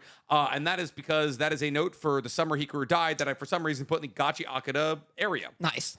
So the last thing I had was him destroying the things he controls. So interesting. All right, that means last up. Wait. What? I'm excited to see a person-on-person fight. I want to see how that gets animated. The first person-on-person fight is like Dreads. He's kind of gonna fight the guy with like the big staff. Oh, true. Yeah, like fucking crescent moon guy. That's not like a real fight, but yeah, the dude with like the long locks and like the knives for fingers. Dreads Hooks McCann. Yeah. That's his legal name. Yeah. Oh, that fight is so good. Yeah. I actually just read that recently when I was down in Palm Springs. Like I got volume 3 and 4. Dorothy bought them for me, and I was just reading through that for the first time. It's such a fucking it's such a fun fight. That's such a good villain. He's so cool. Yeah. I forget his name. I'm so excited for everybody to get deeper into this universe because the universe is so fucking awesome. Yeah. Oh, I'm so excited. I hope it does well. I hope people enjoy it. Like, I feel like this is how people felt about Sakamoto Days. When Sakamoto Days was getting animated, and they're like, fuck, I hope everyone enjoys this manga I really like. And then everyone was like, this is shit. Yeah, this is bad. But I feel like the public This perception. is bad manga. I would actually, that'd be devastating to me if if people are like, oh, this actually, like, it's not even getting season 2. No, I think people are into it. It seems like I've been seeing like TikTok and stuff, loving it. This is gonna be my news. Did you see that Windbreaker got discontinued? Wrong Did you see Windbreaker. that Windbreaker got discontinued? Wrong Windbreaker. But did you see that I Windbreaker did. got I saw. discontinued? Yeah. Yeah, that's crazy. Yeah. That's all I'm gonna say. About that. Windbreaker got discontinued, guys. The fact that there was 2 manga called Windbreaker, and everyone was being like, "Oh no, Windbreaker got discontinued for tracing manga panels," Yeah. and I was like, "What? What?" I know. I was like, I get that some people were upset about the transgender character, but discontinued? Yeah. That was fucking. No, it's terrifying. like a web novel or a webtoon. It looks fucking sick. I didn't see it. The artwork looks absolutely crazy, which apparently it was stolen artwork. Traced, So, yeah. Windbreaker canceled. Yeah, the webtoon Windbreaker has been officially canceled due to plagiarism allegations. The author, Jo Young-suk, was caught using copy material leading to the manhwa's cancellation on Naver webtoon. Damn. Yeah, but the fucking artwork looked absolutely sick. It's funny that It looked like Monster, yeah, it does look cool. right? It's funny seeing all these people come out and being like, just let them finish. Like, well, I can't believe you're canceling it. I didn't know this thing existed, let alone had a fan base. You know what I mean? It's funny seeing this fan base suddenly appear. Yeah, we're also just not tapped into webtoon at Yeah. all. The only reason that we heard about this is because people thought it was Yeah, it was Windbreaker. real Windbreaker, yeah. I'm not like I'm fully willing to admit that webtoon. I don't like it. I don't like scrolling down. I don't like scrolling down either. Anything on that until it gets an anime or a manga that can get printed into a book that I can flip sideways. Yeah. I will know nothing about it, unfortunately. All right, that brings us to our last thing to talk about here, which is Dandadan. Oh, And yeah. seriously, we don't have to talk about Dandadan episode 2 because obviously we're gonna tap in Dandadan episode 4. But in this episode, basically, I have a question I want to ask you. It's a really, really important question. It's the number one thing I want to ask you all week. So this is the episode where the Mongolian death worm starts using its psychic rays on Momo and Okarun, and it's like they're trying to kill themselves, right? And Gigi is being protected by the evil eye, and therefore Gigi is like incurring bodily harm to make sure that Momo doesn't stab herself in the neck with glass. Yeah. My question to you, Dan, how much bodily harm would you take on to make sure I didn't die? Before I just let you. Before you and I'm not saying like it's like continual, it keeps happening. I'm saying somebody proposes, you can take on X amount of bodily harm and Nick doesn't have to die. What is your out point? I would lose a finger. No more, no less. Someone comes to you and they say 2 fingers or I shoot Nick Connor in the fucking skull, and you say no. I thought you'd think that was a lot. I thought you'd be proud of me. Fine, 2 fingers, my max, but it has to be 1 from each hand. I'll take both pinkies. My answer to Dorothy was 1 arm or 1 leg. No dice. 1 1 leg I could do. That's fair. That's reasonable. I'll take a leg. 2 fingers or 1 leg? What is this, the John Wick universe with gold coins? Oh yeah, that'll fucking, here's a gold coin. Clean up a body and clean the house up, or buy a fucking strawberry mojito. Well, those are not the same thing. That's the same to me. Because a leg is so easy to ignore in terms of like aesthetic. Everyone's gonna see that you're missing the fingers. And also, every time I try to grab something, I'm gonna be reminded, I don't know what not having a leg is like. When you put on the prosthetic, it's like you're just walking around. If you put on a prosthetic, if you go knee down, Yeah. then you can put like a prosthetic leg. Yeah. You go hip down, that's not you're not getting hip. You're not fixing that. No. I'd give you hip down. That's kind of you, but I would also give you my left arm. no. Crazy. Not taking a whole arm. Crazy. How are you fine? Counter question. How much would you do for Sarah? I'd probably die. You just fully die? Yeah. But that's the easy way out. Every man fantasizes about a fucking fantastical death for the woman that he loves. That's not, I can't do that. I'm saying you have to live. I'd do an arm. Yeah. Just one? Yeah, for sure. Just one? I do just 1 arm for anyone. I would do everything but asking more than one arm would be unreasonable. I would do everything but my right arm for Sarah. Don't even ask me what I do for Dorothy. Yeah. The second someone's like, you won't give up both of your arms, I get the ick. I don't even want to give the first arm anymore. You don't even get my left one. Yeah, you're not even appreciated of it. No, my answer for Dorothy was one arm, one leg. Total, yeah. I would probably want them on the same side. One arm is so debilitating. One arm is, it's less debilitating than no arms. For sure. For sure. I could do a lot with one arm. Shoulder? What do you mean? Like shoulder 100%. down, gone? Yeah. Yeah. Yeah, I would too. But I'd give you one arm. I'd give Dorothy one arm, one leg. yeah. And then what you want all three? I could maybe do both legs, one arm for Dorothy.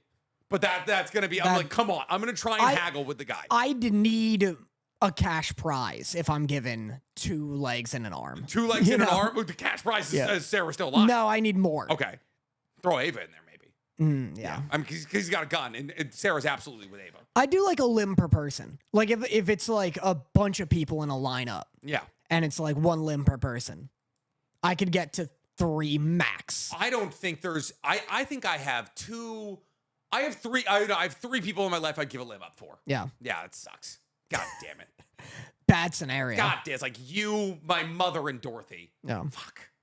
And now I only get my right arm. Then Amos. Yeah.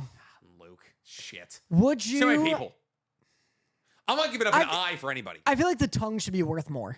Tongue? Tongue should be worth We can't talk. Tongue should be worth both legs. Tongue should not be worth both legs. I give up my tongue long before I give up my legs. I give up both legs. Are we talking knee down or hip down? Hip down. Hip down's so different. Hip down's awful. Yeah, that's awful. I give up. Oh, dude, I give up knee down tomorrow. Yeah. I give up. Just I get give up cyber knee legs. down for $40. For cyber legs. Yeah. Dude, I have the money to buy the cool prosthetics. I get cool prosthetics. I'd give up legs before I give up tongue. I would give up. I gotta talk. I gotta yap. 1 leg before I gave up tongue. I wouldn't give up both legs before I gave up tongue. I can't work with no tongue. I'd give up so many things before eyes. Yeah, that's fair. Oh my god, eyes! I fucking I would go limbless before he took one of my eyes. What about nose or ears? Take them. Take them? Take them. Nose is obviously tough. I'm not gonna be fucking ears. Take them. I think you could fix nose. I don't even want my ears. You can get a fake nose, but you can't hear. You can hear with that. No, yeah, but the whole it'd have to be part of. Ears is just the satellite. I'm fucking. Well, they take your hearing too. I feel. I take full deaf. The question is deaf, not fucking ears. Okay, I'd give that up too. No, I'd say I'd go deaf before I lost my arms. Yeah, I'd lose my legs before I went deaf. that's fair. Knee down. Yeah. Nice. Good. Good. So now if you guys ever want to maim us, our menu orders, Yeah, please. our ranking of it. Please just don't touch my eyes. That's literally the most important thing to me. I love seeing things. Oh man. Never seen a pair of boobs again. Oh my god. Anime? Yeah. My horse girls? Oh my god. I wouldn't know who won. No. Because it's the whole app is in Japanese. It's like fucking, it's like this person won. And I don't know who it is. Anyways, yes, good episode from Dandadan. This is the reveal of the Evil Eye episode. It ends with Gigi, and my biggest takeaway from episode 2 of Dandadan is honestly worth the price of admission to see the movie was when everybody in the theater clapped when Okarun clashes legs with Gigi in Evil Eye form to save Momo. Yeah. Because I was watching it and I was like when it happened, I looked around, I was like by myself. I was like, motherfucker. I was like, nobody appreciated how hype this moment was in the movie theater. Yeah. It was so good. I was like, people say like, oh, see a movie for the movie theater experience. That's when like you go to see a movie.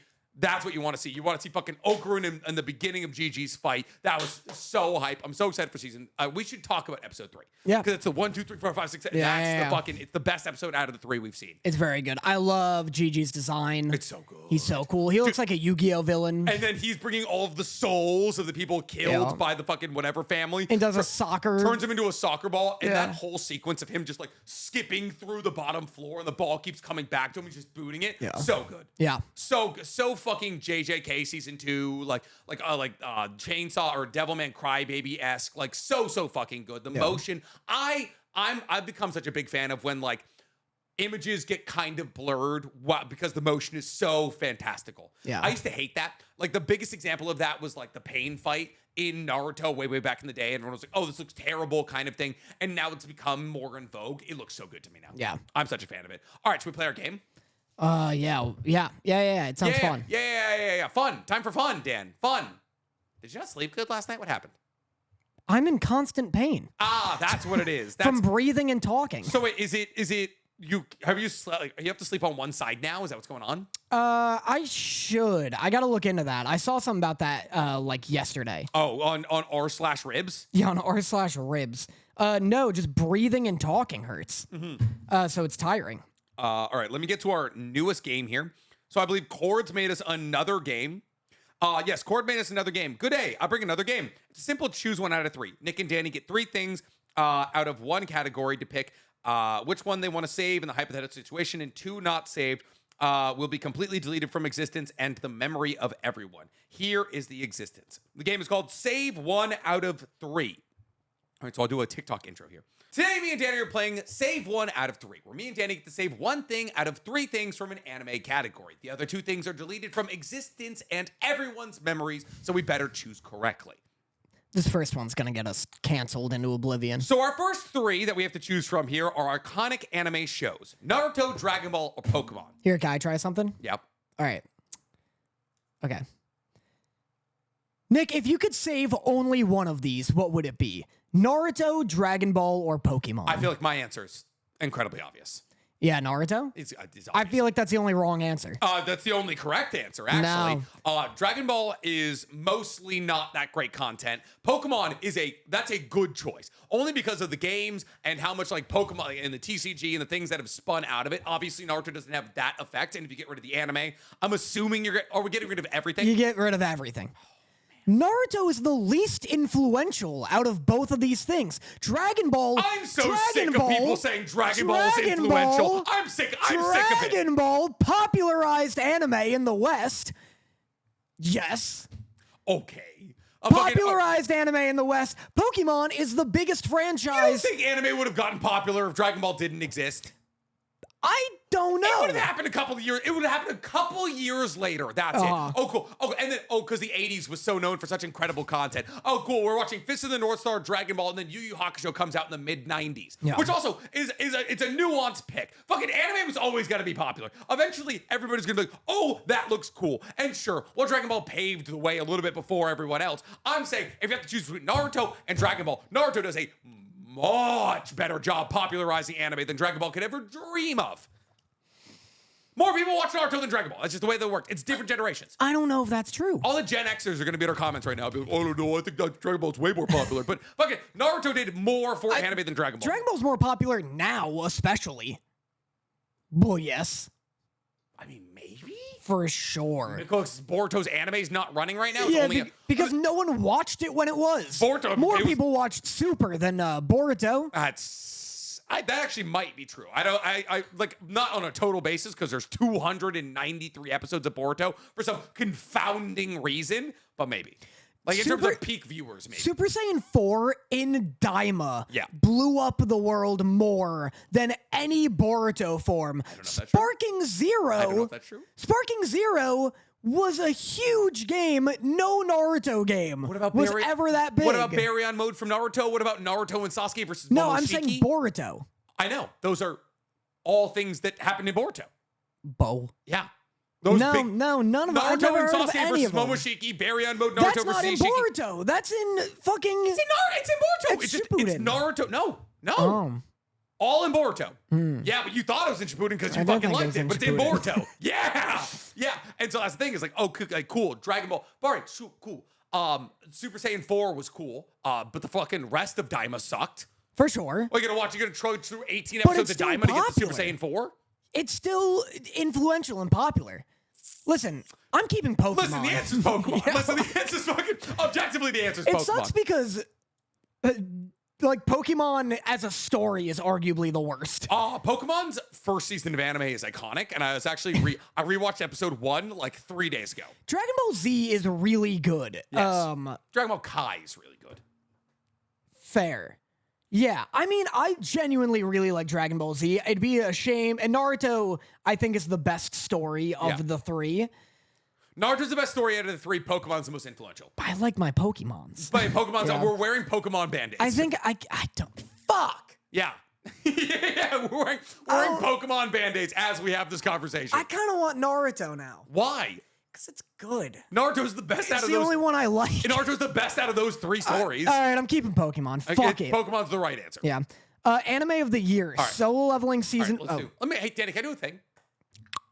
So, Danny, you can only save one of these 3 things. Which are you saving? Anime of the Year edition, Solo Leveling Season 1, Jujutsu Kaisen Season 2, or Cyberpunk Edge Runners Season 1? Why is solo leveling on here? Because it's one Anime of the Year. Gone. Okay, cool. I have my Cyberpunk's answer. pretty influential. Cyberpunk Season 1 is incredible. I'm not taking it over JJK Season 2. Yeah, well, JJK Season 2 is better. Yep. Cyberpunk's more important. Because it revived Cyberpunk, which is crazy. Okay. And then also paved the way for things like Devil May Cry. And these other anime. Like the possibility of anime reviving borderline dead video games. I see what you're doing there. Okay. Whereas JJK Season 2... accomplished making JJK more popular. Yeah, which it already was. Well, they dropped the video game. JJK dropped the video game. Which was awful. It was the worst anime fighter that's ever been dropped. It was fucking horrific. Yeah.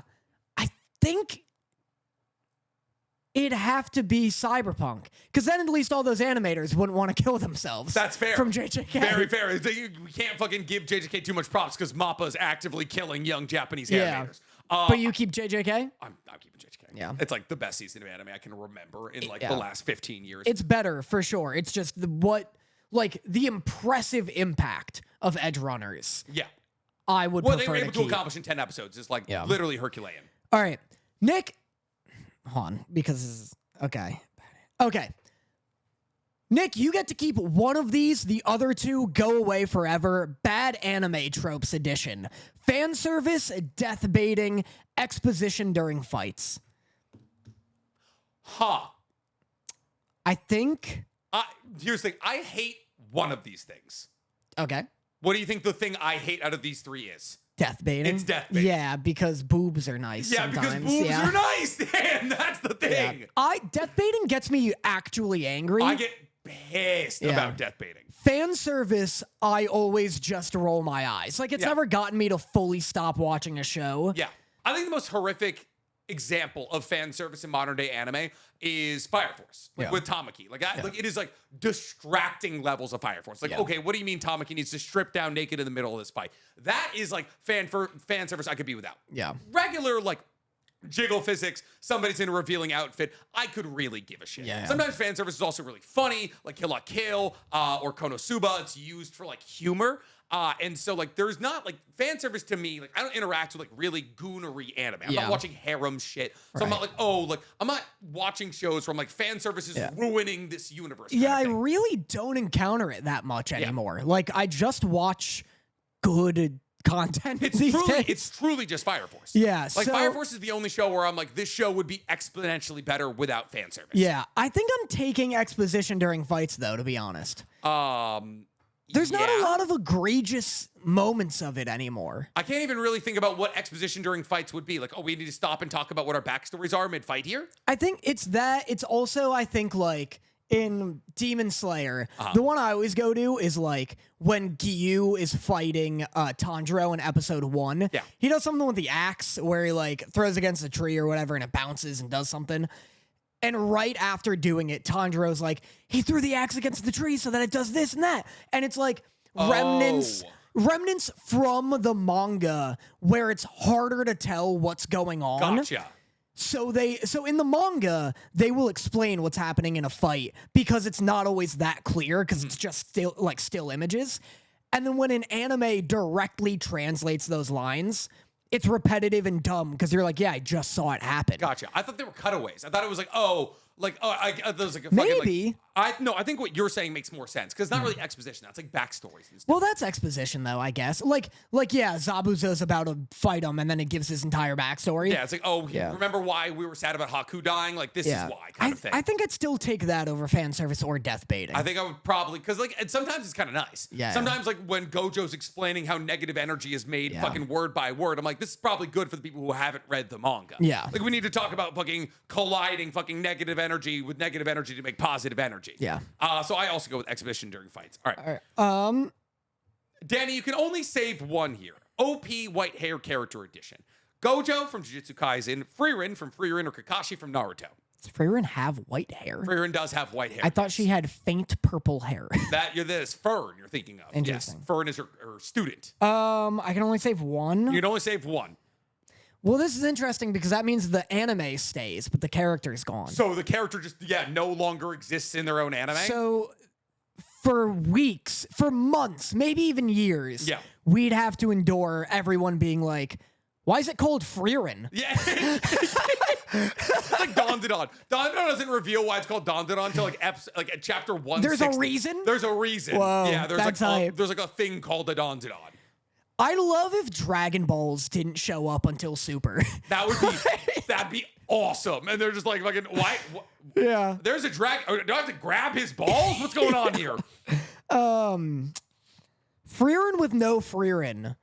So it's just Fern It's just Stark. more boring. It's just Fern Stark and the fucking priest. Yeah, I don't know. That'd be weird. But like, all right, here's the thing though. It's like, all right, cool. Frieren without Frieren makes a worse anime, but does that have a bigger impact than like Gojo not being in JJK or Kakashi not being in Naruto? Kakashi can definitely not be in Naruto. Kakashi can absolutely not be in Naruto. Yeah, it could be a different. They give Mike Guy whatever. You could replace him with a myriad of different Jonin. That would be less interesting, but still fine. Yeah.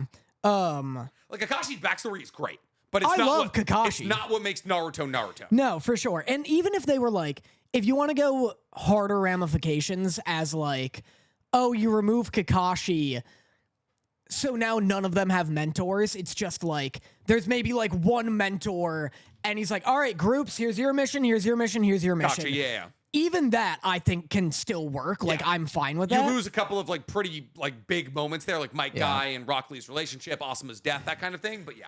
Gojo's the most interesting part of JJK. I would say Gojo from JJK is the biggest loss in terms of like not only like JJK, but no Frieren. Well, that thing is like in Frieren. Well, that thing is, I think the destruction of Frieren as a show, basically, like Frieren, like not Frieren not being in Frieren destroys the show. I think the destruction of Frieren as a show is less devastating to the anime community than the destruction of JJK by losing Gojo. Whoa. You know? Yeah. Because like Gojo makes JJK. Yeah, for sure. I guess then, we keep Gojo. Yeah, Sorry, I think as well. Frieren. Yeah. Whatever. She'll live. She's immortal. She wants fucking death anyways. If Frieren were so good, it would have won an anime of the year, so. You know what? And honestly, that's why season 1 of Soul Leveling went over it. It's just like fucking try being more white-haired, you dumb bitch. All right. Nick, you can only keep one of these. The other two have to go. Gay Detective Action Show Edition. This is perfect that you're asking me this because this is your wheelhouse, dog. Bungo Stray Dogs, Link Click, parentheses, it gets gayer. Yeah, I guess. Because we're both under the opinion that Link Click is very not gay. No, it's a platonic friendship between two men. Or B-Stars. Link Click. Easy. Keep Link Click? Link Click easy. Yeah, you would say that. I would say that because I've only seen season 1 of Bungo Stray Dogs, and you're like, no, listen, when you get to season 4 and they get the time-traveling sword, it gets real good. I'll be honest, when you get to season 4 and they get the time-traveling sword, it gets real good. Yeah. So I think I have to keep Bungo. Have you considered that they make the Americans the bad guys, though? See, yeah, F. Scott Fitzgerald does use the power of money to beat up people. And that's us, Dan. Yeah. We're the Americans. I know. Dude, Link Click is better than all of these shows. I like B-Stars. B-Star's good. We haven't watched season 2. See, I saw season 3, 2. I mean. They're all great shows. Again, we haven't watched season 3 of Link Click. I guess I'm just Are we falling off gay detective shows? Yeah, boy, am I. I guess I'm just I have such a fond spot for Bungo Stray Dogs, and season 4 and 5 are so fucking cool. Why is every detective show kind of gay? Detectives are kind of gay. What do you want? Get all up in my business? There's that. You trying to solve this murder? Is it because everybody wanted fucking Sherlock to kiss Holmes or Watson? Yeah, Watson. Is that? Hey, why isn't Sherlock kissed Holmes already? Yeah, why is it because everybody wanted Sherlock Holmes to kiss Watson? Is that where all of this started? Like the original like gay tension between those two? Maybe. Because like that's the thing is like Holmes is always like cleaning up after Sherlock, and he was like but he's a genius, you know, and like Watson was always cleaning up after Holmes. And he was like, he's a genius, so I take care of him. And everyone was like, oh, we love a scruffy black genius cat with like golden retriever dog, which is Watson. But Watson was always famously married to a woman. But then like his wife was like, oh, I don't like how much time you spend. By the way, everything I know about Sherlock Holmes is from the Robert Downey Jr. adaptation, sure. the first two. Yeah. And everyone's like, oh, Watson, your wife is taking your time away from Sherlock Holmes. But like, he's got to be there for him because he's scruffy and he loves opium. Yeah. I love those movies. Because fucking Black Butler, also kind of gay. I love that goddamn movie. Yeah. Oh, both of them are great. Yeah. Yeah, Black Butler is also gay. All the detective stuff I've seen in anime is gay. I'm trying to think of a non... What was the one? Moriarty the Patriot? Is it gay? Gay as hell. Gay as hell? Yeah. That one's also Sherlock Holmes. I feel like everybody just wanted Sherlock to kiss Watson. Yeah. Crazy. Yeah, I keep Bungo Stray Dogs, even though Link Lick is, I guess, technically better. You want to unpack that for me, Chieftain? In what way? And just, why is it better? It's just like, it's like cinema. Like, Link Lick's like good cinema. Yeah. I would recommend Link Click to someone with no asterisk. Yeah. Like, not even an anime fan. I'd be like, hey, this is animated. Yeah. This is a good show. Like, if you like The Departed, you would like Link Click. Yeah, that's fair. Bungo Stray Dogs comes with so many asterisks. You're like, well, season 2's bad. Yeah. Season 3's okay. Season 4 and 5 are great. You're kind of wrong about the order, but yeah, for sure. Okay. Yeah, so, and then Beastars also comes with asterisks, because I love Beastars, season 1 especially. But it is just furry content. They're fucking. Yeah. Yeah, and people have a hard time getting past that. Yeah, when you're like, hey, listen, once you get around to the White Rabbit getting fucked like by 7 different way larger animals, you're going to love it. All right, Nick, you can only keep one of these. The other two have to go. Bad second season edition. Blue Lock, Promised Neverland, Tokyo Ghoul. I never saw Tokyo Ghoul. Promised Neverland second season is unwatchable. Tokyo Ghoul second season, Tokyo Ghoul Re is not great. It's not terrible. I'm going to be honest right now. I think I got to take Blue Lock. I think I gotta take Blue Lock as well. I think about the last episode at least once a week. The last episode is fucking nuts, and you don't get that from either of these other two IPs. There's no, like, it's just like a sad slide into mediocrity for these other two IPs. And like, Blue Lock season 2 sucks. It's fucking bad. But that last episode is crazy good. That last episode makes me so angry because I didn't think a sports anime could be that good. Yeah. And to think that the whole show could and should be that. Yeah. Imagine like a JJK season 2 style sports anime where it's just all gas, no brakes. That'd be incredible. And Bandai had the money to throw at it. It was the most popular. It still is the most popular sports anime on Earth. There's no reason that it shouldn't look like that all the time. I know. So yeah, Blue Lock stays. Cool. Danny, you can only keep one thing here. Fight scene edition. Danny, you can only keep one out of these 3 things. Fight scene edition. First up, we have Achilles versus Squaina, Fate Apocrypha. Shimazaki fight. You haven't seen any of these. This is the worst lineup of fights. You know, these actually are... Scrap them all these for are actually Rock Lee versus Gaara. These are my 3 favorite fights in anime history. This is very much a me thing. Is Shimazaki the teleporting guy? Shimazaki is the teleporting guy. That's such a good one. Yeah. I haven't seen the Achilles one. I've seen Queen versus Boa. I 100% would take the teleporting guy over Queen versus Boa. Queen versus Boa is the one I'm keeping.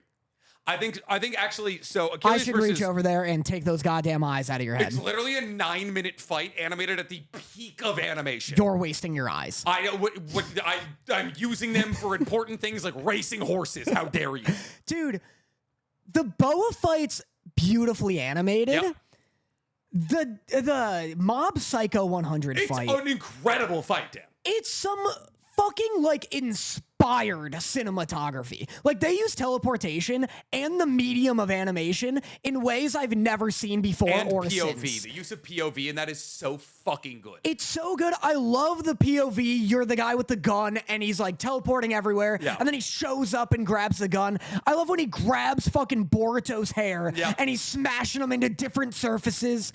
It's just like so creative, and the Boa fight is also like has a level of creativity, but it's like Demon Slayer in the sense that it's like a lot of pretty flashing lights and like just things exploding. It's not like I'd love to recreate the Mob 100 fight in live action and it'd still be wildly impressive. Oh, 100%. Man, you're right. Queen versus Boa is, I think, animated in a more impressive fashion. I think it's longer. But I do think from a directorial debut standpoint, the Mob Psycho fight is like unfuckable. Like, you literally can't fuck with it. Yeah, it's very cool. I think I'm still gonna say no. You've swayed me. Let's go. Shimazaki fight. I'm taking it. Let's go. All right. Nick, you can only keep one of these. The other two have to go. Iconic Trio Edition. Tanjiro, Zenitsu, Inosuke, Zoro, Sanji, and Luffy, Momo, Okarun, Gigi. I'm telling you right now, the fact that Naruto, Sasuke, and Sakura didn't make this is wild. There's always one weird pick. I thought that when it was Pokemon, Naruto, Dragon Ball, and no One Piece. That was the best one. I think that was our best one by far. Momo, Okarun, and Gigi can kick the curb. Gone. Oh my God. See you later. Holy shit. Gigi is lucky to even be on that list. The thing is, like, Dandadan's like all about like the entire story. Is like every arc adds a new character. Yeah. So it's like not even like the main trio for long. Like after this arc, there's gonna be 4, and then there's 5, and then there's 6. Dude, here's the thing about One Piece, right? I'll give you the same logic. One Piece is about like the crew, not the boys. Yeah. Demon Slayer is the boys, the anime. 100%. So much so that when they lost the boys in the Swordsmith Village arc, bad show. Like, just like borderline, not unwatchable, but like without Inosuke or Zenitsu, I was like, oh, this character, like this show's operating at 33% of what it could accomplish. Yeah. Yeah, I think I got to keep the boys. I think I also choose Tanjiro, Zenitsu, and Inosuke. Only because Zoro, Sanji, and Luffy are great when they're together. They're just never together. Yeah. And so does this mean, like our logic before, now it's One Piece without those 3 characters? I would watch a Brook, Chopper, Robin, Jinbei, who becomes Frankie the protagonist? Who's the new protagonist? With Luffy gone, the protagonist becomes Jinbei?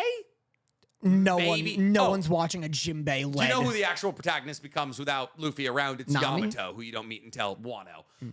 Yamato would definitely be like the step-in, that or Law. I feel like it's Nami. Nami would also be another good one. Robin would be, I would watch a Robin show. The thing is, every one of the Straw Hats is like an awesome character. I actually, if like, Zoro and Sanji are by far and away not my favorite characters in One Piece. Right. Like, I love Luffy, but like my favorite Straw Hats are like Chopper, Robin, Brook. I love Jinbei. Like, I could probably list off 7 Straw Hats before I got to Zoro or Sanji. List 7 Straw Hats. I could list all 9 of them, 10 of them. Do you want me to do all 10? I want to see. There's someone you haven't been mentioning, and I want to see. It's just, I forgot to see Nami earlier. No. Okay. That's not what I'm thinking. Do you want me to do all 10 Straw Hats? Yeah, give me some Straw Hats. All right, it's Nami, Robin. Yep. Usopp. Oh, there he is. Okay, Chopper. Never mind. You haven't mentioned Usopp. Usopp's not a good character. He's not a good character. What do you want from me? He's fun. I like him. His nose shatters in funny ways. I like that he's a coward. He has some of the funnier moments. Him versus Perona is very funny. I saw him fight Luffy once, and I can't believe nobody stopped that. That fight is fucking. Oh, they try. Well, they're like. It's actually kind of a cool moment. Like Zoro's like, hey, you need to beat the fuck out of Usopp. He's been disrespecting you. And then they just meet on the on like Water a beach, 7. and then Usopp's like, I'm gonna shoot an egg in your eye. Yeah, he's got like he just keeps shitting him with fucking like hot sauce. And Luffy's like, please stop putting hot sauce in my fucking eyes. It's not gonna stop me. It's just pissing me off. Very funny. It's a good fight. Yeah. But yeah, no, Tanjiro, Zenitsu, and Inosuke, iconic trio. All right. God, this is another one. The next one we're about to do also has one that's like, why is this on the list and not a different thing? You're going to get mad, but you're wrong in your anger. I'm not wrong. I'm absolutely right. I literally have a tattoo of it. I don't have a tattoo of that the other two. That doesn't mean anything. I don't have a tattoo Your of the other tattoos are not the arbitration of fucking what is and isn't good in anime. It's my opinion. It's my opinion. All right, Nick, you can only keep one of these. The rest have to go. Transformation Edition, One Piece Gear 5, Adult Gon, Super Saiyan. You're wrong. I'll tell you what I'm taking right now, Dan. It's Adult Gon. You're wrong. It's the best transformation out of all of them. You're so wrong. Oh, I'm sorry. Do Luffy and Goku get to use their transformations literally all the time? Is that the end state transformation for Goku? No. He gets Super Saiyan 2 and 3 and God and Blue and He doesn't get any of those without Super Saiyan. Okay, cool. Whatever. You lose the whole chain. You fucking don't lose Ultra Instinct. Fair. Yeah. And that's the one everybody wants to talk about nowadays. You don't lose Ultra Ego for fucking Vegeta. Listen, I think they should have said gears, like, in general, because you're right in the logic of, like, losing Gear 5, you got the other gears, whatever. Yeah. People were satisfied with those for a long time. You lose Super Saiyan, I feel like you lose all of Goku's transformations, borderline all transformations in anime. Because once again, Dragon Ball popularized transforming. Oh, really? Really? That universe that you say all of the transformations are boring because they're just recolorings of the old transformations? They started being boring in Super. I'm not talking about Super. If you ever think I'm talking about Super, feel free to shoot me in the teeth. That's fair. I'll take them out. Yeah. You know what they say, though? You should look at a gift horse in the mouth. I don't know. I got horses on the brain. Stop playing Monster Musume or whatever it's called. Oh, now that's a game I would play, dog. Holy shit, that show was a sexual awakening. I think I gotta take Super Saiyan just because it's so influential. And also, I feel like I don't know an anime fan who didn't grow up pretending to go Super Saiyan. I 100% did. Yeah. And then I turned into an adult and I realized adult going's way more important. As a child in 4th grade, if somebody pissed me off, I tried to power up. Yeah. I looked like an idiot. I should have just punched him in the goddamn face, but I tried to power up. For sure. Adult Gon, that's the entire universe, the entire show building to one titular moment, and it's a child committing his entire potential as an adult to this one moment to defeat a foe. That's barely a transformation. The main That's character literally loses the ability to use powers because of it. Puberty doesn't count as a transformation. It's not puberty, he turns like 30. Have you hit puberty? I'm not 30. Bitch. You're getting there. You're moving up. Not as close as you. You can't laugh right now. I can laugh. Ha ha ha. Watch me sneeze. You want to watch me sneeze? No. I can't. I can't sneeze on command. I think if I sneeze right now, I piss. I've had to pee for like a half hour. I'm too Yeah, you're so youthful. I am. Yeah, dude. If I sneeze, I wake up in the middle of the night to pee. Absolutely. Done it for 5 years. Dude, that's the worst part about growing up. Awful. I just power through it. I just go back to bed and hope I'm not wet in the I morning. can't do it. I literally can't do it. My bladder, it literally hurts. Ugh. Anyway, well, I have to climb over 2 beds in a chest. That's fair. You have a fucking ocean of bed. Fucking, all right, I keep Super Saiyan, you keep Gon. Yep. All right, Nick. Yeah. That rest was so nice. Yeah. Nick, you can only keep one of these. The rest has... Nick, you can only keep one of these. The rest have to go. Iconic Villains Edition. Kyubey, Gloopy Duperson from Madoka Magica. Of course. Griffith from Berserk. Team Rocket from Pokemon. These are weird lists. This is a weird 3 here, but I kind of love it. Because here's the thing. Who is worse to women? QB or Griffith? Genuinely good question. QB, Griffith, or James? Yeah. The 3 really fucking heavy hitters in the field of misogyny, dog. Dude, I've been seeing clips of James from Team Rocket. Yeah. That dude was such a saucy bitch. Oh, he was fucking mean, dude. He was the prototype of mean gay. He was so funny. I love him. This is interesting because Madoka Magica, they all don't work without the villain. Oh, well, 100%. Except, I guess, Pokemon. I feel Pokemon works out Team Rocket. Yeah. They do shit without Team Rocket all the time. Realistically, Team Rocket's the one going. But at the same time, Team Rocket's the most iconic out of all 3 of these. Yeah. 100%. Like, Berserk's not as good without Griffith. Oh, yeah. Without a doubt. And then Madoka Magica also is not as good. It simply doesn't happen. Yeah. Madoka Magica is it's about girls going to school without QB. Yeah. QB's the one turning them into fucking magical girls and then witches. Yeah, and he's so spooky. He's so spooky. Yeah. I'm gonna keep Team Rocket. Yeah. I love Team Rocket. I think they're the most iconic out of all 3 of these. Griffith is a cool villain, but like most of the people watching this haven't seen Berserk or watched Berserk. You mean, or Red? Yeah. Yeah. I gotta keep Griffith, I think. I like Berserk. I'm of the opinion that Berserk is not the best manga of all time. I think it's Vinland Saga. Yeah. Out of like the 4 I've read. Yes. So like, but the 4 I've read are Berserk, Vinland Saga, Monster, and 20th Century Boys. You just did the fucking I did the gauntlet. Trust me, it's peak of Seinen Bros. Yeah. And I think Vinland Saga just fucking takes it. Oh, clears. But yeah, like Griffith. The problem with Berserk is that it peaks with the Griffith and Guts golden arc. Yeah. But that arc is great and doesn't work without him. I got an email the other day being like, you and Danny always talk about how you haven't read past the Eclipse, and they're like, trust me, there's so much good stuff after the Eclipse. And they were really trying to get back into Berserk. which I probably should do, considering the fact that I have like the first 9 volumes leatherbound. I know. I should also. I keep trying. Every like 2 years, I try Vagabond, and it just doesn't happen. It's just a slog. Have you tried Vagabond? It's just contemplating the manga. I just don't like it. Yeah. I don't like it at all. It's just boring. Yeah. All right. I keep Griffith, you keep Team Rocket. Good shit. My best boy this week is Creepy Nuts because they made the Call of the Night second season intro and it fucks. Dude, have you heard it? No, Listen to it on the car ride home. It's like, what the fuck was that? Nice, yeah. I'll check out the Creepy Nuts song. So it's like I think everyone's describing it as like Afro beats. It's like very like you would hear it in a Fast and Furious montage. Okay, dude, sick. it's fucking like it's like move your hips music. It's fucking, damn. They have the ability to transcend like genre. It's so sick, dude. I've been listening to J-rap. Oh, it's awesome. Yeah, it's just their beats. Japanese rappers just do such weird, unconventional beats, including Creepy Nuts. Yeah. And I just love them. Yeah, I'm gonna put you onto it. Do you have any? Oh, I guess our news can be my best boy. Okay, do you have a best boy? I have a best boy. Huge. I saw Superman. I'm seeing it tonight. Yeah. Yeah. All right, then I'll just say I liked it, and we'll discuss it next week. Yeah, I'm so fucking excited. Oh, I'm so fucking excited, dude. I'm going with Kyle, who's a real cinema buff. Nice. My flashback, I guess, is that the voice actor for James and Brock died. Like this week? Like this week. Yeah, like a couple days ago. Oh, no. Yeah. It was like big news. Damn, that sucks. Yeah, pretty young, too. So R.I.P. to them. Him. Speaking of the original. No, it's the same guy. Yeah. Yeah. Them. I think him.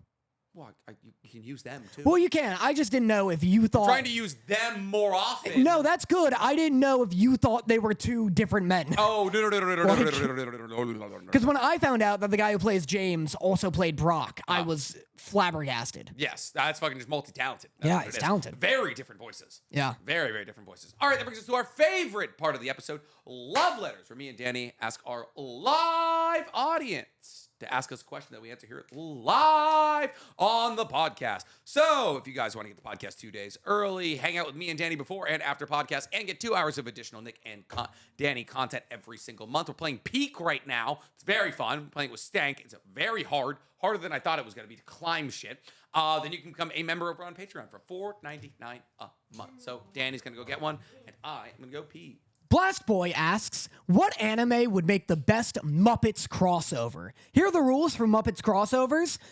Every character in the anime is played by a Muppet, except for one character who is just played by the regular anime character. Who do you pick? I have a pick, not because I think they do well in the situation, but I think they deserve it, and also it would be hilarious. Give me Guts. I was also thinking... Put Guts in the Muppet universe. I would just love to see how he interacts with Muppets. I think he could use the joy they bring to the world, but at the same time, Guts just trying to yes and a Muppet, I think would be hilarious. I like the idea of Guts having this pseudo homoerotic relationship with like Grover or like Fozzie Bear, who is Griffith. Yeah. And then it's just Fozzie Bear getting tortured for years in the cellar, like... Guts, get him! Yeah, Guts, don't look! Turning into Femto. Oh, I was also thinking, put the Muppets in Berserk. That would be so funny. I like that. Miss Piggy would eat that universe alive, dog. She would Miss Piggy would whip that universe into shape in a week. I want Tokyo Ghoul, but Kaneki is Kermit, and Miss Piggy is Jason. That's oh god, I like it. I like it a lot. Yeah. I was trying to do a Kermit. I was trying to count down from 1,000 in Kermit's voice. Find it? Yeah, I don't think I remember what Kermit sounds like. Now I'm just trying to think of the Kermit that fights against Cell. And all those fucking brain rot Instagram reels. Like Nope, you found Shaggy. Yeah. I don't know. What's another like horrific one? Because I was thinking of like Attack on Titan. Who's the main bad guy from Monster?